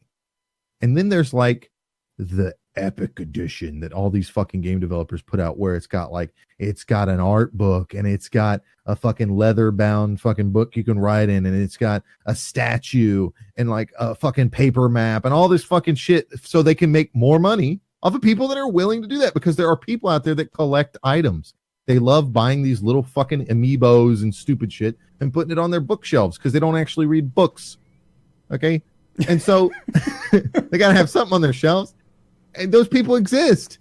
Yeah, but for the longest time, those people have been saying, but I got to wait for that shit to get delivered to my house, and I don't get to play the game immediately like somebody that buys it digitally. So can we get a digital copy? So they started selling digital copies in that shit. Okay, so yeah, Bethesda could just put a digital copy in it, but they didn't. Look, here's the thing. The game costs $60. By the way, let me reiterate real quick. What they did is they took the price down to $112 or something. Instead of $170, it's $115. Because if you look back on their old stuff, it's $170, $160 for these things. Because you're paying $100 for this shit that's way overpriced. But whatever, it's your fucking opinion. It's your whatever. If you want that, I'm not against options. So they take the game away and they sell that separately, and you can buy the game separately. So you can buy the game early, okay? You can buy the game early or late, whichever you want to do, and then you can buy the collector stuff separately. It's a great fucking deal. This is how this should all be done. People are bitching that oh, it doesn't come with the game. It's at best, what Bethesda will do is say, yeah, here's the Platinum Edition. It now includes the game. Now it's $175. Right, exactly. It's going to be more expensive. It doesn't come for the game because it's less money. Yeah. In fact, it's better this way because it gives you an idea of how much you're actually paying for the nonsense that isn't the game. Yeah, it's kind of... I don't understand the complaint here. No, I don't think anyone's been fucking duped into buying it. This is literally like people complaining that they sell... Imagine. This is an easy way to see how stupid and retarded this is. Okay, fellow listener? Imagine for a moment that when the games industry started doing season passes, they never sold them separately. There was the standard edition and the deluxe edition only. You could only get the deluxe edition. If you wanted the season pass, you could only get the deluxe edition. You couldn't buy the standard edition and then the season pass. It was only included in the deluxe edition. And then one day, this scumbag fucking developer decides we're gonna allow it to be separately purchased. And suddenly you can pay $30 to $40 for a season pass by itself without the game. It comes without the game? It's literally what's going on here. It's an option now. Congratulations. You now have the fucking option of buying it separate. Jesus Christ, man. Yeah, plus they don't have to list a separate edition of the game because I'm sure a lot of people wanted that Power Armor edition. It's like they want to be upset just to be upset, honestly. Yeah, every little thing. It's like everyone's against making money, Everyone wants money, but no one wants to fucking do anything to make it, hold it against people. And the problem, I don't even know what the problem is here. If you don't want it, don't buy it. Yeah, don't buy it. Don't buy it. That's the best thing ever. You don't like loot boxes? Don't buy them. Hey, if they don't make money, guess what'll stop happening? It'll stop fucking selling loot Yeah, boxes. there's a reason why loot boxes are still around. Because people fucking buy them. Like, there's this fucking narrative that, like, loot boxes are evil and everyone just fucking ignores them and they keep putting them in our games. We got that coming up. All right. Okay. All right, so real quick, Battlefield 5. Oh, by the way, real quick on Fallout 76, it's looking good. It's a survival game. It's not Fallout, okay? Everybody remember that. It is the best looking survival game. Listen, I play Ark. I play Conan Exiles. Those games are fun. They're great, but they're made by, like, indie studios. And when you go into those games, they look fine. You know, it's like Unreal Engine for Ark or some shit like that. Or maybe it's Unity. I don't remember. They're fine. They look great, but they don't look anything like Fallout 76. I watched Dan's Gaming play it today. He played the beta on Xbox right before it closed out. The game looks beautiful, and it's, if you approach it like a Fallout game, it's gonna feel like it's lacking. But if you approach it like a survival game, it's gonna feel like it's got way more shit in it than any survival game has ever had. The only thing that's gonna suck is, like, there's not raiders and shit. There's robot enemies, and there's fucking ghouls. That's it. That kind of sucks. Maybe they'll add raiders in later. I mean, they can always do that. They can add in shit. Yeah. So I want to see raiders. Maybe they'll be like, hey, the game's been out for a long enough time. We're just going to say that canonically in the game, raiders have started to show up now. That can work. Take lines from Fallout 4. You don't need, the raiders don't say anything important in Fallout 4. You know, they just swear at you. You fuck. Hiding like a pussy, huh? Like, they say shit like that. Yeah. Like, all right, so now we can move on to BF5. Yeah, Battlefield, not a whole lot here. They came out and released their timeline for, like, here's how we're going to release shit going forward after release. And turns out that the BR mode is March 2019. So we got some time before the BR mode. And the reason they say is that they want to make sure it's polished because DICE didn't actually make the BR mode. That means they got the game and they were like, this is fucking bullshit. And now they got to... Look at basically start from scratch. The base game, when they released the beta, they got some feedback and they say, okay, we need to polish this. They pushed it back a month. This has been pushed back 6 months. This to me screams it's not up to par and they're going to change it heavily. Which, you know, I'm okay with. I'm always fine with games getting pushed back if they're not ready. I hate the idea that DICE didn't work on this fucking game in the first place. I'm like, are you fucking serious? Well, they are now. Else in charge? Well, yeah, good. But don't put somebody else in charge. Stop outsourcing what could be the best part of your game. Yeah. Listen, I'm sorry. I know people don't like BR, but it's the new thing, okay? Deathmatch is slowly diminishing away. I know, and that's probably why I play so much fucking Call of Duty, is that I haven't been able to play just a fucking straight up shooter in so long. It's nice to go back to stuff like that. And, you know, you get those returns. You know, we're living in an age where people have gone back to fucking making Mario, basically, and people being like, this game is great and new and innovative. Like, dude, Mario was doing How old are you? I mean, Mario ran at 60 frames per second, you know? So yeah, you look at something like Dead Cells, it's basically Mario with the ability to kill shit. Oh, yeah, I mean, it's an amalgamation of a bunch of other shit, but they put it together real well. And they actually are one of the few roguelike type games that give you kind of a sense of progression. Like, you don't fucking lose everything when you die, which I really liked. But anyway, this isn't about Dead Cells. Well, hold on. One more thing about Battlefield 5. So all they've really said about it so far is it's called Firestorm, right? Yeah. And there will be 16 teams of 4. So you might be forced into squads. Oh, excuse me. Yeah, so I don't know how I feel about that. I don't know. I wish that they would have just kind of stuck with the original, but added like a 3-person mode. That would have been cool. Yep. But I think I remember hearing that they're going to have like objectives you need to do. So it's not just people running around killing each other. Like, everyone's going to be trying to complete objectives, and that's good, you know, because I don't know how you're going to have a circle made of fire and not kill people instantly if they go outside the circle. So if the circle closes in, it's not really going to be a problem of everyone riding the circle and rotating around. Like, there's going to be a reason to go into the circle before the circle starts closing. Well, we'll see how it goes. I mean, I think Call of Duty does a good job on the circle. It should be slower and do a lot more damage. We keep saying that about every single fucking VR game we play. Because people keep fighting outside the circle. Slow. It should be easier to get away from, but if you try to pull some fuckery and kill people in the circle, you die real fast. I mean, real fast, like 3 seconds. Well, the whole point of it's not to kill people. The point of it is to shepherd people closer together. That's the whole point of the circle. Because you're Yeah. on a big ass map, and if you didn't, the game would never fucking end. You gotta have some method to get people together. That's just the basis of it. Yeah. It doesn't need to kill people. Well, I it mean, does, but it I mean, should. if it kills should people to real fast, it's not de-emphasize even. people being. No, I'm just saying, like, its purpose isn't to kill people. It's to make it should be something you're afraid of to get away from. Yeah, and even if you're on the big side of the circle, the fastest moving side, you should be able to outrun it. Taking an example from what this shit's based off of, the Hunger Game. In the Hunger Games, they had the gas. The gas comes moving in slowly. Well, they had lots of ways to shepherd people around. Well, but yeah. Well, Actually, that would be cool. That would be a good idea. Like, you get a fucking wall of fire, right? You get a swarm of bees. You get all this shit.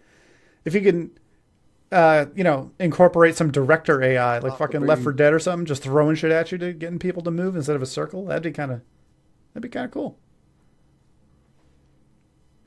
I'd like to see like a red zone, and then you get a timer, like a red circle pops up on the map inside, you get two circles that come in. I just made this up off the top of my head. Sorry. You get two circles that come in, right? First circle comes in, whoop, second circle, whoop, right? About half the map is gone now. And then you get this red circle that pops up on the edge of the circle. Like it's the one part of the circle is touching the edge of the circle. Maybe it's like a half circle. So it's like there's not like little nooks and crannies you can hide in. It's like a half circle extending into this circle is a red circle now, like a red half circle. And it's like 2 minutes till fucking, whatever, lightning strike. Like anybody in that circle dies immediately. And then when it hits, boom, it's just fire. You can't go into it anymore. Yeah. And this is how you shepherd people into the final area. You pick random spots in that area that are going to pop in 2 minutes each time. Until you get down to, and it just all goes along the circle of the edge of the circle. Just 2 minutes. I think you're finally getting AAA developers doing BR, and at first they're going to be scared to do anything different. Right. But hopefully either BR dies out and something else takes its place, or people start doing shit differently, make it more interesting. I don't know. I think Firestorm has the potential, but we don't know enough about it to really say anything. Boy, I hope you don't drop out of a fucking airplane. It's getting Right. tired.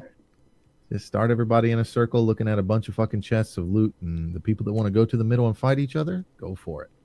People that want to run out into the fucking woods to buildings and shit, hey, there you go. It's supposed to be chaos in the beginning. That's the point. Yeah. The whole point of the Hunger Games is to eliminate as many people right in the beginning. They don't want to sit there. You're not supposed to sit there and watch it happen for hours and hours. It's being broadcast on television. It's supposed to be something that's being done over, 45 minutes. Yeah. So, Red Dead 2, real quick. Well, we already knew there was going to be a PC. Yeah, but, they didn't really officially say anything. But the companion app was data mined or something. I don't know. Someone looked at the code Oculus and... is what sounds great to me, by the way. Yeah. So there's like options for PC, like resolution and anti-aliasing and some other stuff, and it's like the words PC version show up. So we knew it. There's gonna be a PC version, whether it's 6 months from now or 2 years from now. Who knows? You got to be careful about this kind of stuff, though, like parameter Oculus stuff like that can be in the code because it's just leftover parts of like somebody fucking around. Whenever a game developer builds something in a game and it doesn't work out or they don't go with it, what they usually do is they just comment that section of the code out and then they go into the game and make it inaccessible. They don't remove it from the files or remove it from the game because that takes extra work that's not necessary. So something like that could just be there because they fucked around with some shit early on in development. Maybe they were thinking of doing a VR variation back when VR was super hyped at E3s and they wanted to do like a shootout saloon type thing or something, and then they just abandoned it. But if they do it, I'm excited because there are so few AAA games that are doing actual VR as full games. I still want to play Resident Evil 7 in VR. Yeah. I mean, PlayStation had a 1 year exclusive to the VR, and that years up, and it's probably just not worth it at this point. They probably, You're gonna have to had get to redo the moderate. DLC. They pushed the DLC back, and then after that, they just decided that it wasn't worth it. There wasn't enough people playing it anymore to do the VR. But fuck, I would have loved to play that in VR, even though I don't have it. I would have came over to your place. Yeah, it'd be worth it. I'm gonna have a new house with a good setup. Uh, man, yeah, that's a Yeah. shame. So that's all we got for games. But But in terms of RDR, real quick, yeah, it's looking real good. I'm yeah. having a hard time not buying it. I mean, I'm not. I haven't played a PlayStation game in It forever. looks It's like just the a media kind of center for me game at that's this point. just So great to sit back on the weekend and play and sip on like a Jack and Coke and just get immersed in the game and let it happen. It's got all these cool little elements that I'm seeing. People are fucking just go on Twitch and watch some clips. It's everywhere. People are crashing their fucking horse because they're used to video games holding their hand with horses. yeah, You want to know what horses are really like? I'm not like a big horse rider or something, but watch a show called Man Tracker. It's a show about a Canadian guy that tracks people down that are lost in the Canadian wilderness because when you have a big wilderness like that, you need people that do that kind of shit because people get lost going out. I'm going to go camping, and then they get fucking lost in the woods and nobody's heard from them for a couple days. So they send the guys out, and these guys, you can't take. Yeah, some people can take ATVs, but a lot of this terrain you can't really take ATVs on. So this guy uses a horse, which is like the kind of the old school style of doing it. And he'll take us. The way the show works is they take like two people who are going to go on foot, and they have to make it to a location. They have to use a map and a compass. That's all they get, and they have to make it to a location. And if they make it there before he catches them, they win, right? And he usually gets like a guide for the area because he does some stuff in the United States and shit like that. And they'll take their horse, and they're on horseback, so obviously they have the speed advantage. And he'll track them down, and a lot of times there'll be situations where they're 15 feet away from each other, and he can't get to them because the horse can't go there. That's just a fact. Horses can easily throw shoes, or they can break a leg if you're going down a slope that's way too inclined. And by way too, I mean like 30 fucking degrees. yeah. This isn't fucking Skyrim. Yeah. So in these fucking games where you're running on a horse and it just jumps off a cliff and lands, that's not how horses work. So they made it in RDR2 to be super realistic. So you see people trying to do shit like that, where they go down what looks like just to be a hop. And it looks like you should, and even from my perspective as a gamer, I'm looking at it going, yeah, you could totally make that in a video game. I'm expecting a video game to let you make that. Nope. They just tumble on that fucking horse. Yeah. And the horse just lays there, and I'm thinking, are they going to have to put this fucking horse down? And you can apparently heal your horse with some kind of thing. Yeah, they can't have horse murder in a I fucking love the game where you goddamn murder idea people. that you can actually put your horse down. It's great. Oh, really? I've seen clips. You can punch I've seen clips just with the horses alone. I've seen clips where somebody jumped off their horse and accidentally punched their horse in the face. Like, I've seen clips where people go to get on their horse and they accidentally hit the button to like pat it on the ass, and it fucking kicks them with their left button back hind leg. It's so good. People are running into trees and shit, and it just fucking ejects them off the horse. Like, it is so fucking good. Like, this game has so many good fucking things going on with it, and it's very immersive too. Like, it takes like a good 10 seconds to skin a large animal. So they're really going with immersiveness in this game. And I think that's important in a game like this. Something that GTA has always kind of lacked the immersiveness of storytelling. It's like the storytelling has always been comical and just like whatever. It's always go to point A and point B, but this is like super immersive stuff. It's living out a cowboy fantasy. So Yeah. I'm excited about it. It's really good. All right. All right. Last thing we want to For the talk first about, time. because it does translate into gaming a little bit, but The Simpsons political. have decided to drop Apu from the show after that controversy. So if you don't remember, people were bitching that he was a Yeah, they're it was just, racial stereotype of a they were character, bitching and then because he they was being hold voice on. acted by a white man. They brought it up to Fox, and Fox was like, "Look, we're going to let the creators just do what they will with it. We're washing our hands of this." Yeah. And they apparently just announced that they are dropping Apu from the show. So now we get political. Gabler, go. Well, this is what it looks like, ladies and gentlemen. This is what the SJW world looks like. You get up and you complain about something that you don't like because it's racially stereotypical, or it's not up to the standard that it should be. It's not a trans man playing as a trans man, which isn't acting, by the way. That's just existence. And then what do you get from that? You get people just removing it so that I don't think people understand this. Okay. If you go out and you complain to a group of people that you're not doing something right, they're just not going to do it because they don't want to take the risk. Well, they're also not going to be able to make people happy. They're not going to be able to make, there's always going to be someone complaining. So instead of trying to fix the problem, which takes a lot of time and money and effort, they just remove the problem. They just remove the problem. So Hank Azaria was the voice actor for Apu, and we're going to hit two notes here. First of all, it's that the first note is that Apu is stereotypical. It talks like he's an Indian from India, because that's how they fucking sound, with an accent, you idiots. And it's about the vowels. If you watch Jackie Chan, he's been living in the United States for a long time. He's done movies in the United States, but he speaks Chinese all the time when he talks to his family or whatever, or his friends. So he still has a Chinese accent, okay?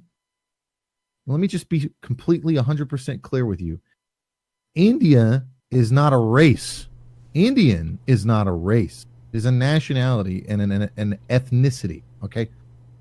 The way that you sound has nothing to do with your race. If you were to take your family right now and move to India and learn the language they speak, Hindi, and fucking raise your white child in India speaking only Hindi, they will have that fucking accent when they speak. Easier Hindi. example to understand: America and England. There's people of all colors and creeds in both countries, and they sound different. But it's not based on their race. It's based on their fucking nationality. Is a Mexican. He's technically Mexican. He was born and raised in Mexico. I mean, yeah, like it's fucking insanity. Now, this is what it looks like, by the way, because like I said, companies will always take the easiest route. And if the easiest route is just don't put it in, fine. So congratulations. All you get from white companies with a majority white actors and a majority white country is white people. Congratulations, you fucking idiots. You have now removed Apu from the show. There is no more Indian representation in The Simpsons. Okay? There's no more representation in The Simpsons. And why would there be?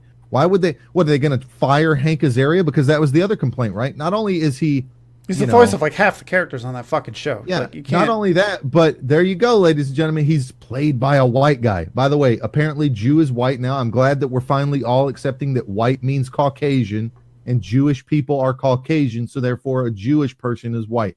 Oh, I'm sorry, what? White people and Jews aren't the same? Then it's not whitewashing. I mean, you got to fucking pick one. He's Jewish, okay? Which is it? Which by account translates to basically Arabic, which if you want to talk about race, it's Caucasian. And he does a good he does the voice. Yeah, because it's an accent. Because he's playing a character that immigrated to the United States, not that was born there. So he has a fucking accent. People do this shit all the time. I still don't get why it's like offensive to do some accents, but then not offensive to do others. Well, I mean, it's socially. I don't think it is, but people do. Well, it's because they're fucking stupid. Because ain't nobody got a problem with me doing this shit right here, no matter what color my skin is, boy. Yeah, British accent, totally okay. Chinese accent, British, not. I can do Scottish all day. Nobody gives a fucking. Nobody fucking cares if you do a Scottish. Oh, he's fucking British. He's fucking doing all kinds of shit. No, that's fine. But the moment you start talking like this, it's fucking racist. Fuck off. You're stupid and you're ruining shit, not just for you, but for other people. Like, there are people that are Indian that enjoy the character Apu and they don't get to fucking enjoy it anymore. They don't get to see themselves, their fucking culture represented in a show anymore because of you. Congratulations. This is like the feminists that got all the girls that were fucking like, what are they called? I don't even remember what they're called. They're like the girls in racing that hold up the fucking signs and shit. The glamour girls or whatever they're fucking called in racing. Got them fired. Those girls don't have jobs anymore. I care about women so much that I don't want them to have fucking jobs. Which they chose, by the way. Which they fucking chose, yes. Now, Apu, by the way, is one of the smartest characters on the whole fucking show. This is how stupid it is. These people don't even understand the joke. The joke is that he's got a PhD in computer science in the fucking show. Okay. When he's fucking immigrating, there's the episode where it's showing his immigration process. The guy's like, do you have, he's talking about, what do you know about the American Civil War? And it zooms in and gets dark, and he starts talking about all this political shit that was going on with the Civil War. And the guy interrupts him and says, you can just say racism. Just say racism. That guy's the idiot, not Abu. Okay? That's the joke, is that he knows more. The immigrants know more typically than the average American does about their own fucking country. Jesus fucking Christ. Well, The Simpsons has lasted so long because but he it works is a pretty at smart 7-Eleven show. and has an accent and says, please come again. It's a 7-Eleven. Well, it's the Quickie Mart. That's still a 7-Eleven. Yeah. Okay. Now, why? Why does he work at a 7-Eleven? Why? Because there's totally not fucking Arab cab drivers in New York, right? It's totally not a thing. It's not a thing for Indian people to come over here and open up stores, and Asian people and Korean people to come to the United States and open up stores. They don't open up nail salons. It doesn't happen, I mean, right? just because it's a gas station, it's a lie. It's a media lie for the white man. Why is it even a fucking negative that this guy owns his own business? How many fucking people are complaining on their own business? Yeah, exactly. Just because it's a fucking gas station? Like, he doesn't just work at the gas station. He owns the fucking gas station. Stereotypes are real, okay? You know why it's a stereotype that women are bad drivers? Because of the statistical data. You know why it's a stereotype that Asians are typically bad drivers? Because statistical data. Jesus fucking Christ. There's a difference between an unbiased stereotype. We're okay with like or big biased black stereotype, right? Facts. We're okay with that. Jesus fucking Christ. This is right up there with the idea of like Jap. Oh, Jap is a racial slur. Why is it a racial slur? Because people said it as a racial slur. That's the dumbest fucking thing I've ever said I've ever heard in my life. Okay? Nobody has any problem with referring to people in any way like that otherwise. Nobody. But if you say it, you can't say that because people used it in a negative. Oh, okay. Well, let's just live in your reality where I start fucking saying the word gamer as a negative. Look at this fucking gamer. What a loser. What a gamer. Now, all of a sudden, flash forward, it's the new N word. You can't say gamer. People used it in a negative connotation. Man, embrace the fucking word and stop being a little bitch. Jesus Christ. You know, so now Hank Azaria, you know, he's still going to work on the show because he does other voices. He does Mo and shit like Chief Wiggum and shit and Carl. Fucking. So he's still going to be there, but he's just not going to do Apu. Apu's just not going to exist anymore. So you're welcome, Indian people. White people have saved you. You have been saved by the white people that are so offended and outraged. And that's the world we live in now, where companies are going to knee jerk because people are going after advertisers and shit. We got to get it changed. We got to get it changed. It's a small group. You're not going to get it changed. You're going to get it removed. Just like the Overwatch shit. Yep. Overwatch in Belgium. Overwatch in Belgium. We saved the Belgian people from loot boxes. No, you prevented them from being able to get skins this Halloween. I mean, you can still get them through gameplay, but you can't buy them anymore. How can you get them through gameplay? Like any other loot box. Eventually, every time you level up, yeah. If you level up, you level up and get a loot box. Yeah, but you can't buy them. You can't get them either. They're illegal. I don't think that's true. Because it's considered gambling. No, it's not about selling the boxes. It's about them being considered gambling, which, by the way, they're not gambling. Gambling is a zero-sum game. Gambling means you either get nothing or something. That's what gambling means. That's why it's a gamble. You spend money to maybe get something or nothing. Because it's a gamble because you could possibly lose money. If you buy something and you definitely get something out of it, that's not a gamble. That's a guarantee. These people are fucking stupid. That's like saying that buying booster packs for Magic the Gathering is gambling. According to Belgium, it is because it's randomized. It's not a guaranteed purchase. I mean, might as well outlaw lottery tickets while we're at it. Just do they have a lottery in Belgium? I don't know. Well, I mean, it's probably regulated. You could probably gamble if it's regulated somehow. It's the same concept, though. It's can't do anything where it's a chance. So you're telling me there's a chance? Illegal. It's illegal. Got to be a guarantee. You know, lottery is gambling, right? Yes. Okay. You buy tickets and you can lose and get nothing, sir. Good day. That's what I'm saying. So now they're going to have to outlaw lotteries. It's like, It's so fucking ridiculous. This is the insanity of what it looks like when you're stupid and you hate something and you fucking try to use the government as leverage. Well, this is how the argument usually happens. Is like you get something like this, and they're like, "Well, no one's forcing these people to buy loot boxes." Like we said, if you don't want them, don't buy them. The reason that they're so popular is because people like them and buy them. And then the counter argument is like, "Well, what about people that have a gambling addiction?" It's like, okay, that's not Blizzard's fault. That's not Blizzard's fault. They're adults. It's like, okay, stop selling alcohol because some people are alcoholics. This goes right back to the Apu shit. Stop trying to rescue people. They are adults. You have no fucking right to stand up and try to fucking tell people what they can and cannot do. New York City, well, maybe just the whole state of New York, outlawed 2-liter sodas at a period in time because they're bad for you. It's so fucking insane. To tell another adult, Joe Rogan has a thing about this on marijuana. It is insane to look at another adult human who you don't fucking know and say, you can't do that. You can't put that substance in your body. It's bad for you. So therefore you can't do it. And I'm going to put you in a jail for it. I'm going to lock you in a cage because you did something to your body that I think is bad to it. Yet sugar is still legal. Because that's the... Yeah, imagine sugar has no nutritional value, makes people fat, gives people all kinds of diseases. It's like the root cause of like most of the health problems in the West because there's way too much fucking sugar. Yeah. New York outlawed it because it had sugar in it. That's the insanity of it. But it's not just sugar. It's also starch. It's potatoes and pasta and all this other everything shit. Almost. Yeah. Almost everything.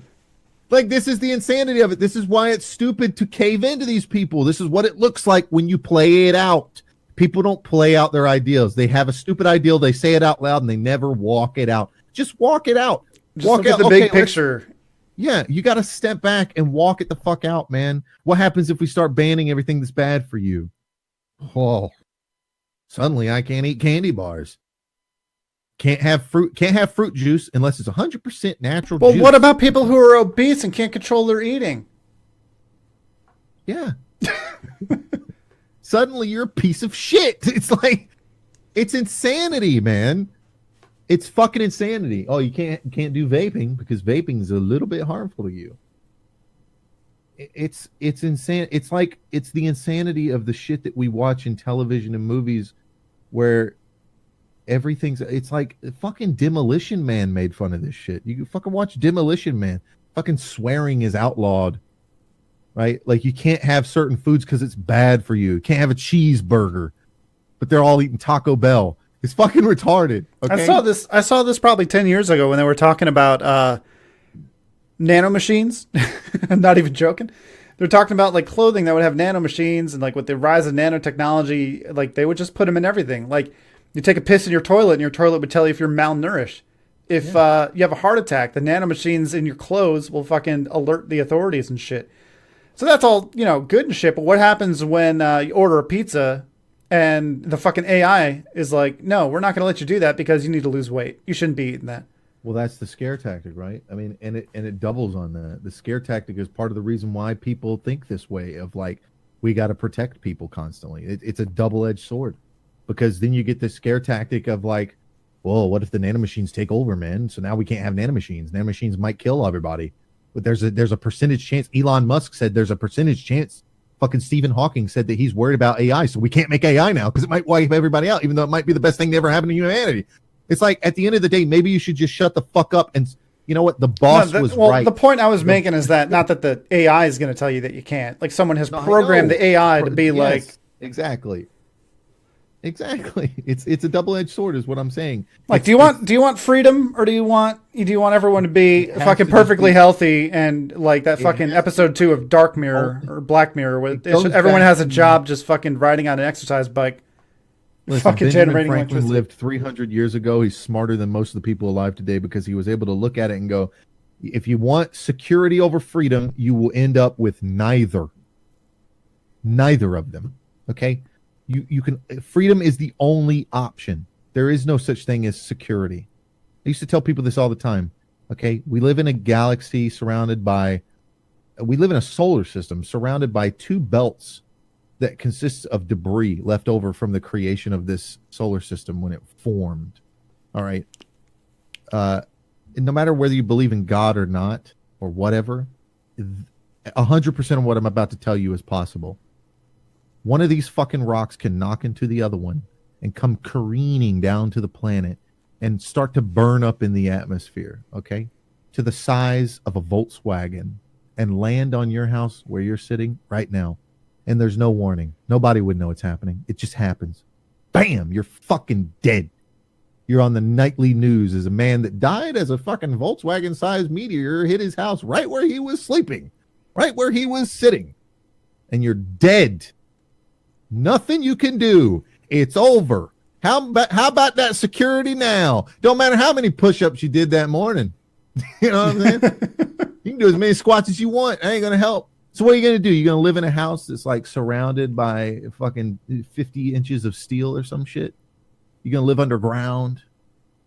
Well, shit. Now you can have one the size of Texas just comes and wipes out the whole fucking planet. Oh, shit. Now we got to... It just... I mean, that's a crazy thought, right? Like, imagine that, like, from some fucking formation of a galaxy, there's just this fucking asteroid moving at 99.9% the speed of light that's, like, 7 times the size of the fucking sun. No, you'll never see it coming. Just the entire fucking solar system's just decimated. Sorry, it's crazy. Space is scary. Like my worst fear is to just float out in space. That's the whole point, is that there's nothing you can do. So calm the fuck down, live your life, and stop fucking. The boss had it right, and Kojima is God, okay? He gets it. The boss's whole mantra that Solid Snake, that Big Boss rather, the Big Boss and Major Zero couldn't figure out the boss's message until it was too late. And the boss's message was simple. And I'm going to get a tattoo of it on my arm one day in katakana. Leave as little impact on the planet as possible, because you're nothing. Okay? The whole point is you are not special. And the world is not going to, you can't protect everybody, and you can't change the world to be perfect. So the best thing you can do is try to have as little impact on everybody else as possible, because you're not better than anyone. Okay? So if you want to find just live your life, be a good person to yourself and others around you, and just stop trying to fucking coddle people and protect them and be a hero. It's not real. Heroes don't exist, okay? Look at all of our superheroes. We fucking write them as people with special powers that don't need to be brave because they can just have special powers, right? Oh, the Flash is brave. No, he's really fast. It's like you don't have to be brave. You know who's brave? Is most of the brave people are dead. So if you want to be dead, there you go. Be brave.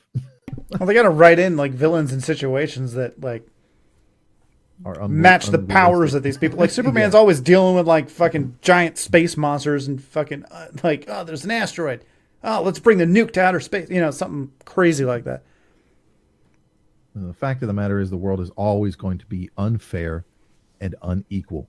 The best you can do is create the best equal opportunity you possibly can. And when it comes to art, and I can't believe that it's people on the left that do this shit. Of all people, I expect people on the right, like religious nutbags, to be so fucking hands-on, fucking control-y when it comes to art. Art is interpretive. It is specifically something that like college kids and fucking latte drinkers are big proponents of. And yet those same people are the ones going around saying Apu shouldn't exist in The Simpsons.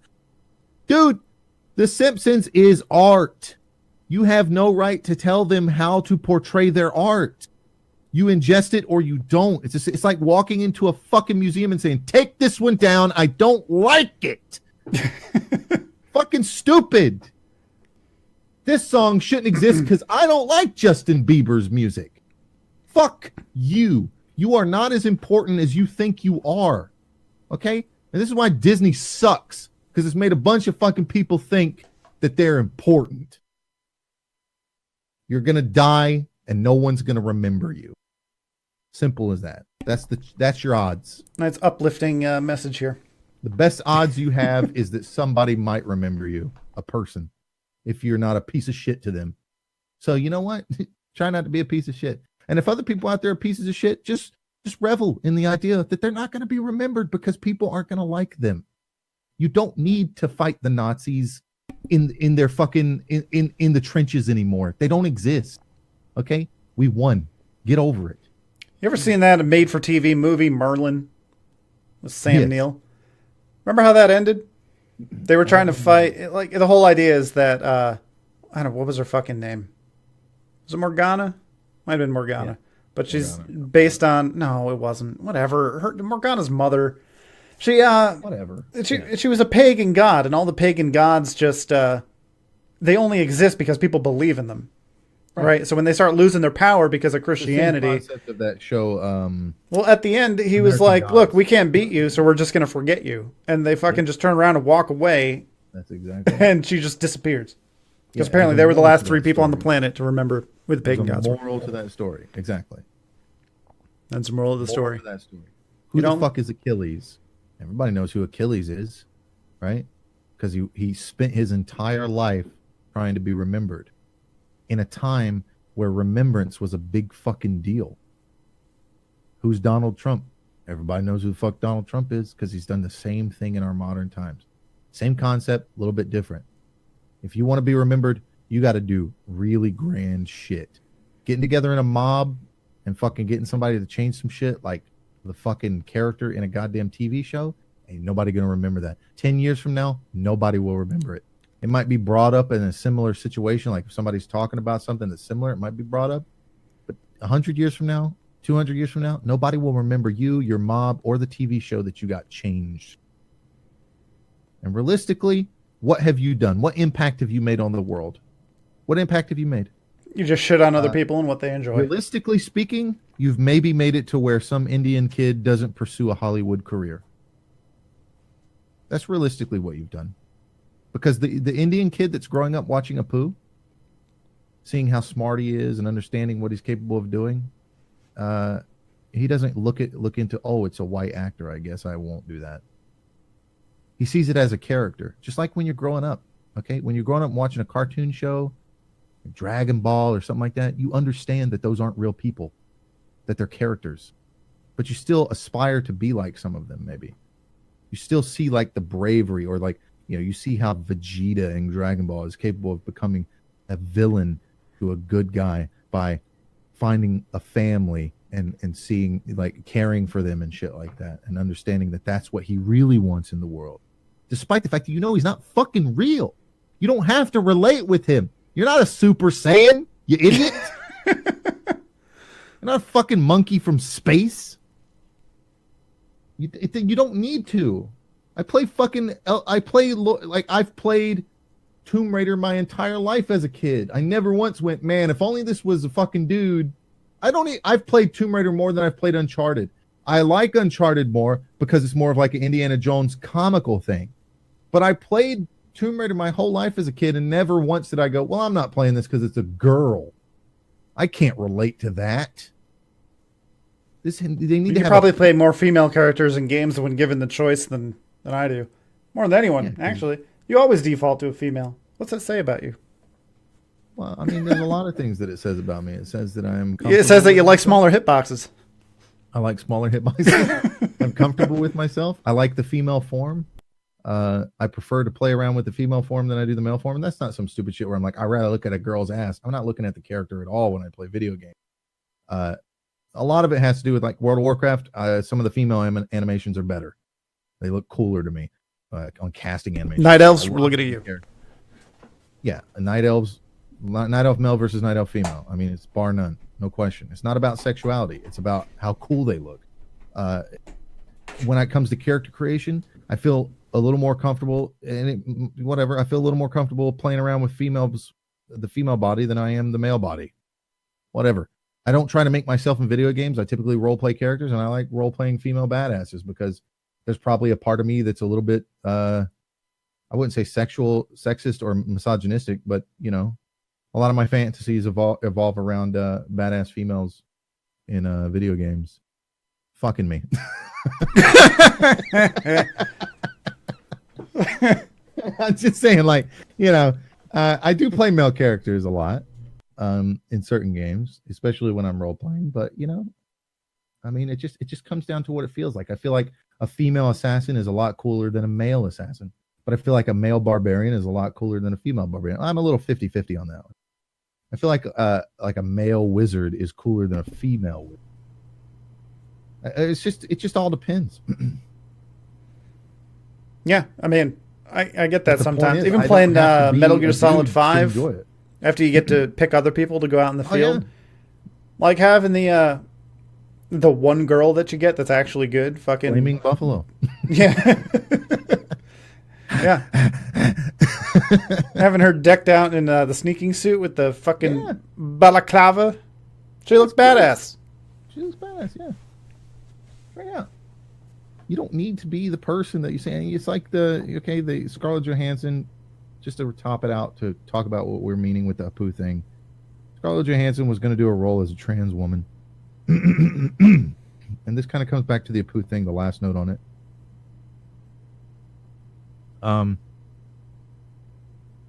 She was going to do a role as a trans woman, and she stepped down from it because of backlash from 0.001% of the population that is transsexual or gay or part of the LGBT group. That's the statistical data on it. That's how many people in the United States belong to that group. And Can I back down. Can I Now verify? the movie's not going to happen. What? Can you verify that statistic? Yeah, go ahead. It's a pretty small statistic. So while he's doing that, let me explain how statistics work to people when it comes to population. You obviously, there's 300 million people in the United States.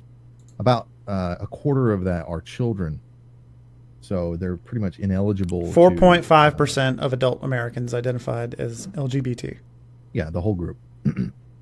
Well, you're looking at one study. Go through other studies and see why I explain this. Well, this is just Wikipedia. And by the way, LGBT, they're including everything: lesbian, gay, trans, bisexual. Yep. When you're talking about gay people, it's a very small percentage of that 4%. More people are bisexual than gay. When you're talking about trans, it's even smaller percentage than gay people. And whenever they ask questions, you got to be careful about certain studies, because they'll ask questions like, have you ever had a gay experience? Yes, boom, gay. Well, that's not what gay means. Gay is a lifestyle. Well, here's a quick breakdown. For women, 1.3% gay or lesbian, 5.5% bisexual. Something else doesn't even register. Mm-hmm. Heterosexual, 92.3%. Did not report, 0.9%. For men, gay, lesbian, 1.9%. I don't know how you'd be a male lesbian, but whatever. Fucking bisexual, 2%. Something else doesn't even register. Heterosexual, 95.1%. Did not report, 1%. Now, consider, by the way, in terms of like a representation, 4% of your film should have gay people in it. 4% of your film should have a gay person in it.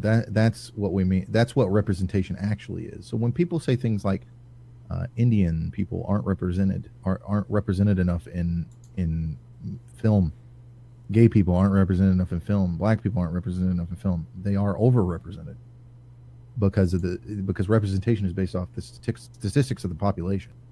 That's just how it works. So how do they get statistics? You can't ask 300 million people, and about a quarter of those are children who are ineligible. So how do you ask these people? Well, you go around and you ask 1,000 people, and you ask them the question, and you take that data and put it aside. You go ask a different group of 1,000 people. You do this 3 times. The more times you do it, the more accurate your statistic becomes. 3 is a pretty good number if you really don't want to put a bunch of resources to it. And you take the averages out of those 2, and there's your percentage. That's the averages. That's how it works. Okay. So people complained about this because a trans person, because she was taking jobs from a trans person, trans actors. Now I'm certain there are transsexual actors out there. I can't name a single one off the top of my head. Maybe RuPaul technically was an actor. I don't know. Is that person even still alive? I don't know. I haven't heard from them in a long time. Certainly there are probably no-name trans actors out there that want to get that job, and good for them. They could. RuPaul wasn't even trans. It's just a. I'm sorry, drag he was queen? a cross-dresser, a drag queen. Well, I don't know. That's what they used to Is that call drag offensive? queens. That's what they used to call trans people, right? I don't know. Now, trans is when I think I know it's not the I don't same know. thing, but I know it's not the same thing, but that's what they used to call people that might have been trans. I mean, transsexual is kind of a new term you can't really tell back in the 80s because you do have cross dressers who just enjoy dressing up as women, but then trans people are people that want to transition. Trans people are, the definition of a trans person is someone that's transitioning between sexes. So if you look at someone like Blair White, who has had the full on operation from male to female, that's not a transsexual person anymore. That by all accounts should be considered a woman unless you have a problem. Well, like you got Eddie Izzard, right? The British comedian. Yeah, he says he's a transvestite, but he's just he's how still long a do you think you're heterosexual fucking male. Trans? Well, no, he's still a heterosexual. So is there a difference? The words he's using the words incorrectly because this is my opinion, but by definition, transsexual is that you're transitioning to the other sex. So I don't really take you serious if it takes you 15 to 20 years to transition to the other sex, unless you have money problems. If you're Eddie Izzard and you got money and you haven't transitioned yet and you still call yourself trans, No, that's what I'm saying. He's not transsexual. He says he's a transvestite. He's heterosexual male. He just likes dressing up in women's clothing. Is that what transvestite is? I don't know. Look it up. Let's get our facts right. So, a person, typically a man who derives pleasure from dressing in clothes primarily associated with the opposite sex. Okay, so crossdresser, transvestite is the same thing. Okay, yeah, he's a crossdresser. He's a transvestite, crossdresser, same thing. So that's different. So would that be considered a trans person? No, trans would be transsexual, right? Because that's what Scarlett Johansson was supposed to play as. So let's play this out. Let's walk this out, like we've been talking about this last part of the podcast. Let's walk it out. Okay, Scarlett Johansson is a blockbuster hit. Any movie she's in makes money. So if you want your movie to make money, you want a lot of people to see your movie and your story about a transsexual person, and to get it exposed to more people, you put a big name actor in it. So if you're a transsexual person and you want people to know and understand the plights of transsexual people, you might want Scarlett Johansson to play that transsexual person. But if you're a stupid fucking idiot that wants to play identity politics instead, you'll bully, that's right, bully Scarlett Johansson out of the role so that some B-tier, no-name transsexual actor can come in and not act in a role, but actually just be themselves, which is not acting. It's like, is that what we're going to do now? We're not going to have actors anymore. We're going to hire people that, you fucking piece of shit, you hiring somebody that's not actually a goddamn construction worker? Is that the world we're going to live in? Like, it's not about, it's like, where does representation stop? It's just like the sugar thing. It gets out of control. Where does it stop? Like, you're making a movie about Elon Musk. He's still alive, you piece of shit. Just have Elon Musk be the character. He's not an actor, okay? It's not his profession. He doesn't understand the ins and outs. That's the thing, is a lot of people just have knee-jerk reactions. They come across a situation, they make the judgment first and then reason it out later. And when you try to apply that reasoning to, the big picture, it doesn't fucking work. It doesn't work. And you look at the situation we have now. Scarlett Johansson isn't going to play the character. Some no-name trans person will, and nobody will see that movie hardly at all. Is that movie even coming out? I don't even know what the name of it. Do you know what the name of it is? No. No, of course you don't, because it never got marketed, because Scarlett Johansson was never a part of it. You'll never see a trailer of it, because unless somebody in the trans community shows you, and that's the only people that are going to see it. Small handful of people on the grand stage of things, in the grand scheme of things. Millions of people could have saw it, but now hundreds of thousands will see it, if even. And hey, that trans person got a job, though. Golf clap. Representation, my dude. So Apu was a stereotypical character. So now Apu is not in the Simpsons. So there's no representation of some Indian man in that. And what, are we supposed to have an actual Indian come play Apu? They're not going to do that. They're not going to do that. Plus, have you heard Hank Azaria? He's a really good voice actor. You wouldn't even tell a difference. Works. Well, there's so many Indian actors. Yes, they have lives. Okay? It doesn't work that way. I get that you sit back and you go, man, this would be the greatest Avengers lineup if it was this guy and this guy and this guy.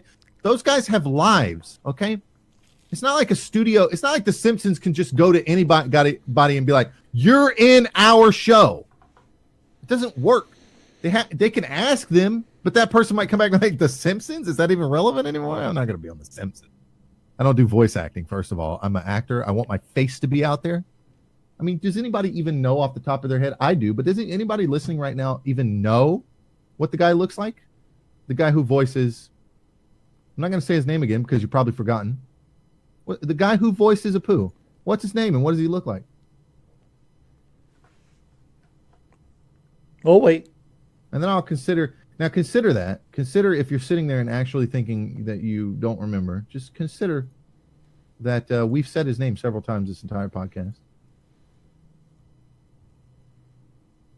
I mean, voice actors, Steve Bloom. Does anybody right off the top of their head know what Steve Bloom looks like? Jessica Hale. These are the two most important voice actors in the industry of video games. Okay? So just think about it. The guy that voices Leon Kennedy in Resident Evil. I know some people that listen to this podcast are Resident Evil fans. Which one? Either of them. Anybody know their face? I know one of them. Yeah.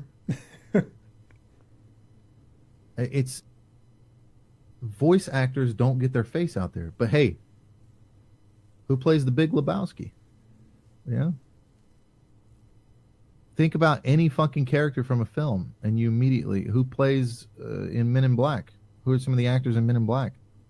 Easy.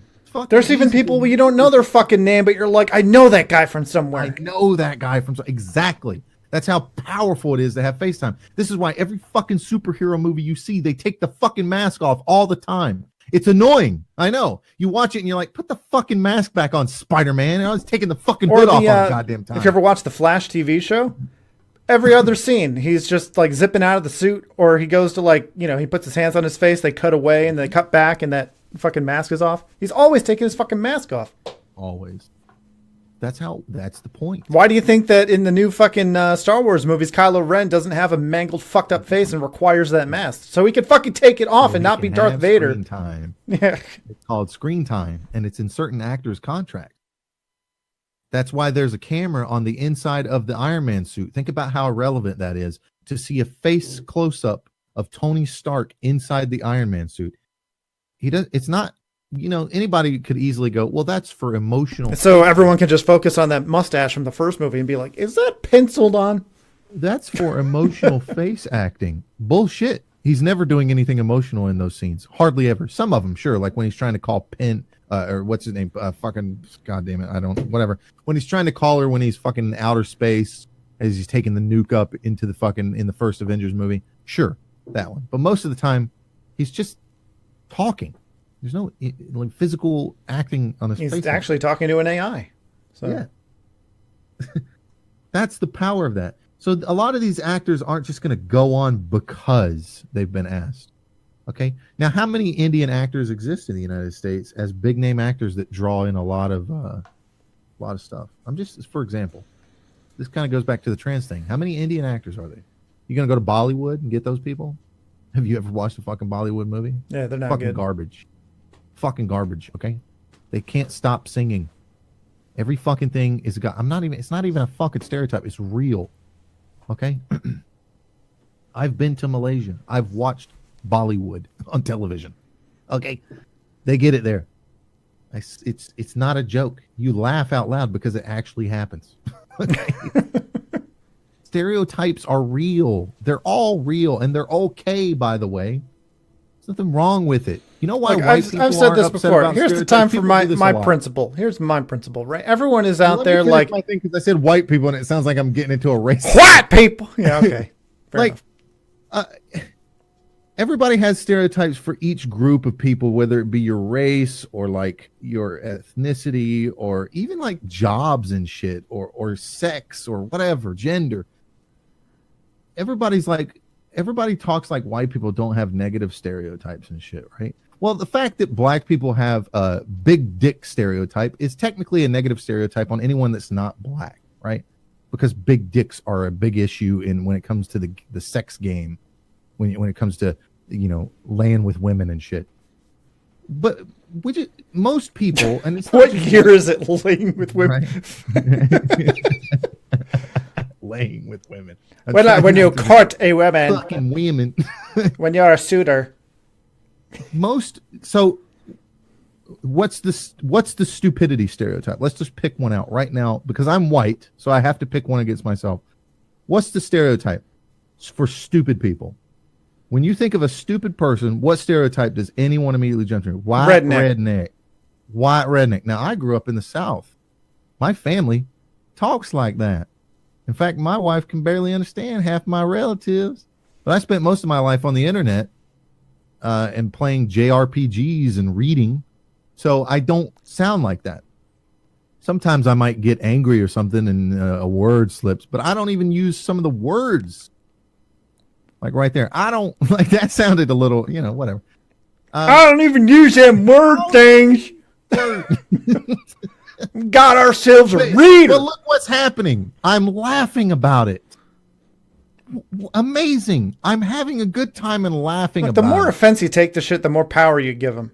Exactly. Which is why, this is my point, right? People are always talking about like their pride, their racial pride, their ethnic pride. Like pride is the shit world wars are made of.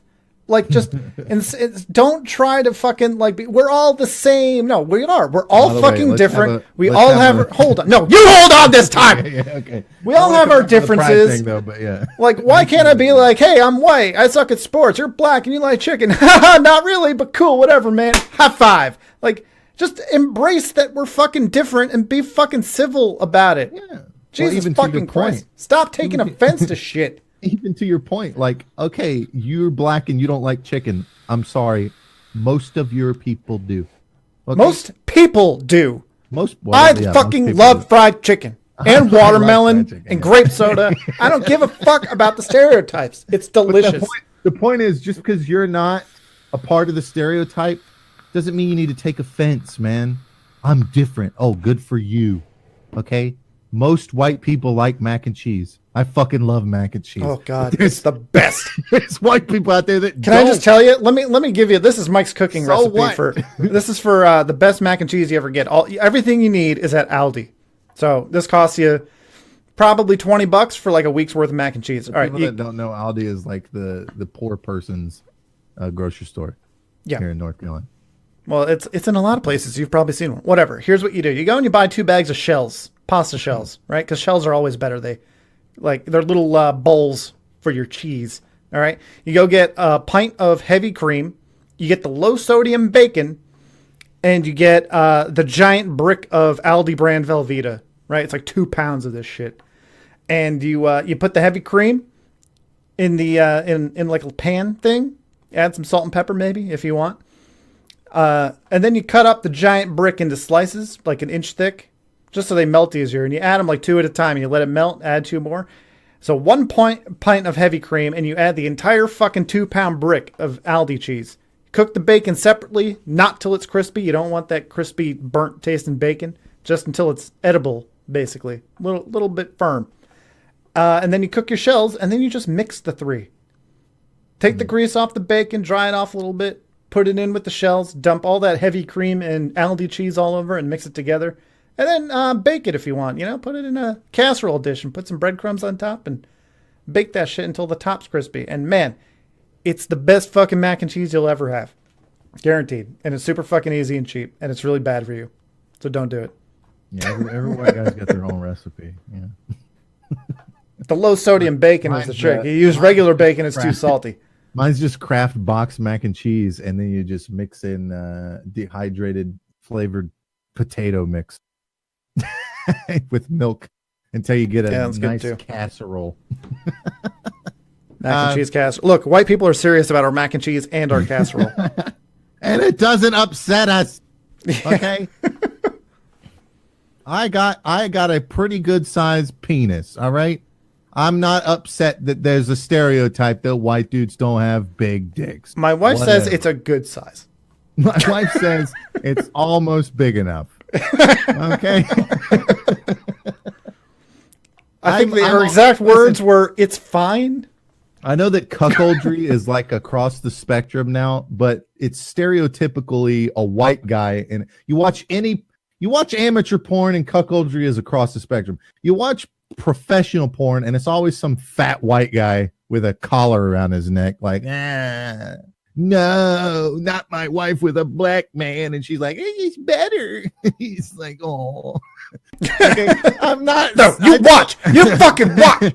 It doesn't upset me as a white guy that's that my people are. You know who my people are? My people are video gamers. People like Seeker who hate other people. People who hate people. That's our political party. The people who hate people party. Why don't you find people that have something in common with you that has nothing to do with your fucking skin color? You degenerate pieces. Okay. Well, okay. Also, here's the other thing that's kind of interesting. A lot of other races and nationalities kind of have like this unspoken bond, right? Yeah. And that nod in public, like, hey, we kind of get each other, even though we never met. White people don't have that. We have no sense of like community of, well, I mean, not necessarily community, but it's not like we just bond with other white people. Yeah, I wave at people in my neighborhood, not because they're white. I don't walk past white people in the grocery store and be like, "What's up, white guy?" I see people in my neighborhood driving and I wave at them, but that's courtesy. That's called neighborliness. It's to let people know in the neighborhood that this is a nice neighborhood and we're all kind of expected to. I waved to, so I hope they acknowledge that I could have hit them with my car and didn't.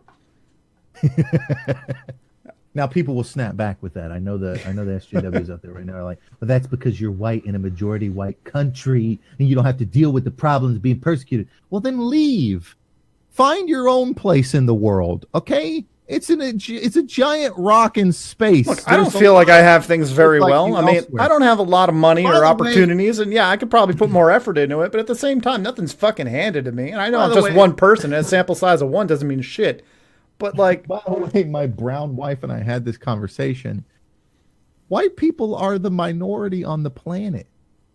Most people are not white on the whole planet. So you have a place somewhere if you don't feel like you fit in. How many, do you know what the most popular fruit on the planet Earth is? Take a guess without looking it up. Fucking bananas, isn't it? Mango. Mango, okay. I bet you most people haven't even fucking eaten a mango. A lot of places. Yeah, and it's fucking delicious. But most people probably haven't tried a mango. Banana, because those fucking things are everywhere. Banana gets in everything, man. I know, right? Even if it just touches it, the whole thing tastes like banana. Fucking banana. I hate bananas. God. And you know what? I really like vanilla pudding, and it looks just like banana pudding. And I've been disappointed so many fucking times. Is this vanilla cream pie? Fuck! Banana! Yeah. My mom makes this shit. Well, she'll take banana pudding and put it in a pan, and then she'll put like those little fucking vanilla wafers on top, and you're like, oh shit, vanilla wafers on top of pudding? That's got to be vanilla pudding. And you eat it, and you're like, it's fucking banana. Those are banana wafers. Fuck. God damn it. So I was like, well, my mom made shit one time on Thanksgiving. I was like, can you just make a vanilla pie? You know, I just want to see what a vanilla pie tastes like. It's fucking delicious. Yeah. There's a family recipe in my family of vanilla cream pie, and it's fucking great. And people think I'm like, what do you mean vanilla cream? You mean plain? I'm like, no, vanilla is not plain. Grow some fucking taste buds. Vanilla chocolate cream pie? No, banana cream pie? No, just vanilla cream pie. I know there's vanilla extract and everything, but Jesus Christ, man. Some people don't like overpowering flavor all the time, punching them in the face. It's the subtleness. Yeah, it's delicious. Vanilla is the best flavor. This is why we're white. This is why we're white. Everything is vanilla. Is the best flavor. I'm sorry. Plain. We're just fucking plain. Fucking vanilla is the best. My God, vanilla ice cream, vanilla fucking everything. Give me vanilla chocolate if I can. White chocolate, you say? Give it to me. I'll take it. Can I get chocolate without the chocolate taste? Yeah, perfect. You got just sugar cookies, man. What if I take the vanilla cream pie and put it in an Oreo crust? Fuck you, vanilla cream pie. Vanilla crust, goddammit. You want to make that fucking homemade crust with vanilla extract, you piece of shit. Absolutely. So I was going to think of like an experiment, like a thought experiment as we close out this long-ass podcast, but I think I've forgotten it. You forgot the thought experiment. It was pretty good, but then we got on a tangent about stuff. Well, vanilla, you know. Vanilla. The best. Vanilla's. Oh, okay, I remember it. Vanilla reminded me. Here's a little thought experiment. Just to end on the note of the Apu stuff and all the shit we've talked about, bring it all together. I want to give you a little thought experiment to play on, just to kind of, it's a process of walking things out. I want you to think about how you feel right now as I say these phrases. And they're not remotely terrible phrases. I want to get your feel for them. let's say Latino pride. How does that make you feel when I say that? No matter what group you're from, just think about how that makes you feel. And then I say something like Asian pride or Chinese pride or American pride, or I say black pride or brown pride or white pride. Right? Oh, well, you can't say that. You say all these things out. Understand the silliness. The point of this is for you to understand the silliness of how we interpret words and give them power and meaning, to the degree that it just turns out to be really silly when you walk this shit out. So when you have a thought and you get offended by something, you have a thought, walk some shit out. If you have an idea about what you think should be the way something is, walk it out. And remember that you're on the planet in the year 2018, currently when this podcast is being recorded. And civilization's been around for about 5,000-6,000 years. So relax. Okay? You don't have it all figured out. Also, when you get offended by a person who says something, also try to think of their intent. Like, people tend to take things and interpret their words as the worst intent there can possibly be. Like this whole Megyn Kelly thing, talking about Halloween. She must be a hateful racist. No, she probably just, maybe shouldn't have said that on the air, but there's nothing wrong that she did. It's an opinion. Do you think she's really a hateful person? Or do you think it's just some shit that maybe could have been worded better? And look, if there's chill the fuck out. If there's people that dressed up in certain ways, whatever, man, just let it go. I saw a picture of a guy that was dressed up as Trayvon Martin, from 2009 or something. And he was dressed as Trayvon Martin. He had Skittles in one hand and whatever in the other hand. And he had a gunshot wound in the middle. That's very tasteless. That guy's a douchebag. But here's a reality check. A lot of people are douchebags. Okay? Relax. If you see a picture like that and you're like, oh my God, you are so fucking naive. Okay? Understand that most people that you meet and know, even your family and friends, are douchebags in some way or another. My Uncle Jeff, God rest him, when I was about 8 years old, gave me a real good piece of advice that I still live by to this day. He said, Mike, look around at 10 people. 9 of them are assholes. So take that and then live by that. The reality is that 9 of them are assholes because you can't realize yourself that you're also an asshole. Yeah, or they're like us, where they don't hate black people or Asian people or gay people. They just hate people. And some of those people happen to be black and gay, but also white. People are prejudiced. Let them be fucking prejudiced. If people want to be prejudiced, whatever. If it's due to their ignorance or whatever, try to educate them if you can. If you care that much, I don't care enough to educate people. Unless I care about them, then I try to educate them because I hate to see them wrong. But I don't have this goal to go around educating the world. That's not my job. If I wanted to do that, I'd become a professor or some shit. If you want to do that, fine, go at it. But don't be so upset when people don't give a fuck about what you say or care about the shit as much as you do. You know that most people just want to go about their daily lives and are trying to make it day by day. Yeah, the people you hear about that take issue with all this shit, vocal minority. And even on the other side, the people who are, equally loud, trying to tell these people that they're wrong, vocal minority. Most people just want to fucking make it through the day, make a paycheck, and get on with their fucking lives, and you'll never hear from them. Yeah, and by the way, most of the time when you hear people saying fucked up shit, take a step back, all right, and realize they're probably having a bad fucking day. Right? Everybody says shit to their significant others or their family members that they don't mean when they're upset. I mean, you dig back far enough in anyone's fucking Twitter feed, you're going to find something you can take offense to. Everyone says shit that they regret at some point. No one's perfect. There's no reason to ruin someone's career over. Right. Most of the time. Listen, maybe you, and to give an example, maybe you believe that transgenderism, something we talked about today, is okay and acceptable and a wonderful thing and that it should be encouraged. Some people believe it's a mental illness and it's no different than telling an anorexic person they really are fat. That's their opinion versus your opinion, okay? These aren't facts we're dealing with. Most shit are opinions when it comes to talking about ideas like that. Facts are usually scientific metric data that can be studied and reasoned with in terms of like using the scientific method or mathematics or study. When it comes to your opinion of whether or not gay is right or wrong, that's just an opinion.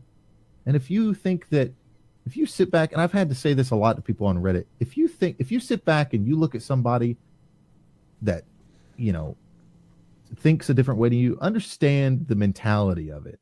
It's easy for you to sit here and think to yourself, well, it's normal to think that gay people are acceptable and normal. It's normal. But I mean, thousands of years ago, people thought the earth was flat. And if you judge those people with your standards today. What do you mean thousands of years ago? Well, you know what I'm saying. I'm saying like the majority of people a long time ago thought the earth was flat.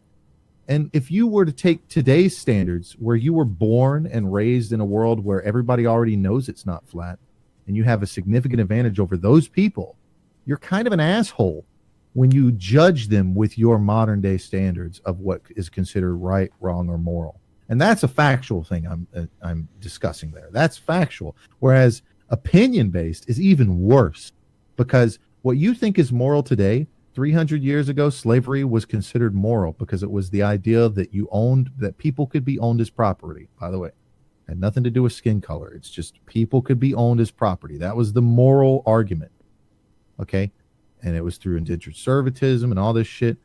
You take today's morals that you were born and raised with. That's an advantage you have over people 300 years ago, where most people were born and raised thinking it was morally acceptable. Today, most people are born and raised understanding that it's not morally acceptable. And you notice I say understanding because I believe that it's also not morally acceptable to have slaves. We have that advantage. And you're kind of an asshole to look back on history and go, fucking Robert E. Lee, what a piece of shit. It's just not a fair thing to do. It's very unfair to do that, and it's dishonest to look at things like that and judge them with today's morals. Because you know what? 100 years ago, 100 years from now, 300 years from now, you might be a piece of shit to somebody. Yeah, I don't think you're the most morally reprehensible fucking person ever for all the shit that's going on today. Your entire life trying to get a statue of you erected in the name of transgenderism because you fucking talked Scarlett Johansson out of a role and you got a statue of yourself built, and then 300 years from now somebody wants to tear a statue of you down because 300 years from now it's seen morally as, irresponsible to be telling people that they should totally disfigure their bodies and shit. I'm not saying that's right or wrong now. I'm not saying that I agree with that or what my opinion is on that. I'm just saying it could absolutely be that 300 years from now, it is morally accepted by the majority of people that transgender and is a mental disorder, and that promoting that is no different than promoting somebody that's anorexic thinking that they're fat and they want to tear your statue down. That's the kind of mentality that people are approaching with things. You can't be like that. And you can think like, hey, that'll never happen, but 300 years ago, the question of slavery wasn't even like, is this right or wrong? It just was. It's like, take something like that you take for granted today. And then 300 years from now, what you think is 100% morally right is actually 100% morally wrong, and being judged for that on tomorrow's standards. History is a great teacher. Just look back at it. That's all you got to do. And understand that the best thing you can learn from history is that what you think is normal now will not be considered normal in the future. It's just the way it is. That's all I got to say about that. So there, we finally hit on the mostly part of electronic gaming. Mostly. For the first time, the last time. So we didn't have a podcast last weekend because I was out on my anniversary getaway. So that's two podcasts in a row that are 2 weeks worth of content. So from now on, hopefully, we'll be doing a podcast every week. Maybe not Christmas. There might be a break at Christmas, whatever. But if you are one of our 6 listeners, thank you. And sorry for the interruption. Yeah. But I think that's going to wrap it up for today. Well, you're not sorry. You've been around. You could have done it by yourself. You could have just sent me a recording and I would have. I don't owe you shit. we are doing this out of the goodness of our hearts. I take it back. Pay me. All right, so you can find me on Twitch, twitch.tv/Seeker127. Also on Twitter and Facebook and YouTube. Just look up Seeker127 or Seeker127 Gaming and you'll find me there. Yeah. Do you care? Do you even want to do the spiel? I'm increasingly less available on twitch.tv/the Gabller. But I'm pretty popular on Twitter, man. Well, I just want to say this because I've had my browser open and it's been cycling through news stories, but every time I see the name Meghan Markle, I think Mana Marco from Oblivion. I'm just like, the princess marrying who? Mana Marco? Mana Marco. Oh, no, it's a trap. He's a necromancer. Get out of there. But I hear it in passing, and I'm like, are they talking about Oblivion? By the way, if they make the next fucking Elder Scrolls they make, they better fucking put in some way to become a lich or a fucking necromancer like they did with vampires and werewolves. God damn it. Yeah, that'd be cool. Ultimate power. Okay. That's for next time. We will talk about that next time. Yeah. So, do you want to give your social media and stuff? Do you care? Yeah, I already plugged it at TG Gabler. I'm gonna go watch my new favorite movie, Hocus Pocus. It's a porn parody. Look it up. I don't know what I'm going to do. I think the wife's about to come home with chicken wings, so I'm going to eat them chicken wings. I got to actually clean my bathroom and shit before I paint the ceiling. Yeah, and you're moving. Yeah, we're trying to make this place look nice to sell it. That's not your place to sell. That's my parents. You know, I owe them an obligation. They fucked and I exist, so it's a little bit of an obligation, you know? Yeah. Talking about trying to leave as little impact on the world as possible. You were a massive inconvenience to your parents. Everyone is. So be grateful. All right. Thanks for listening, everyone.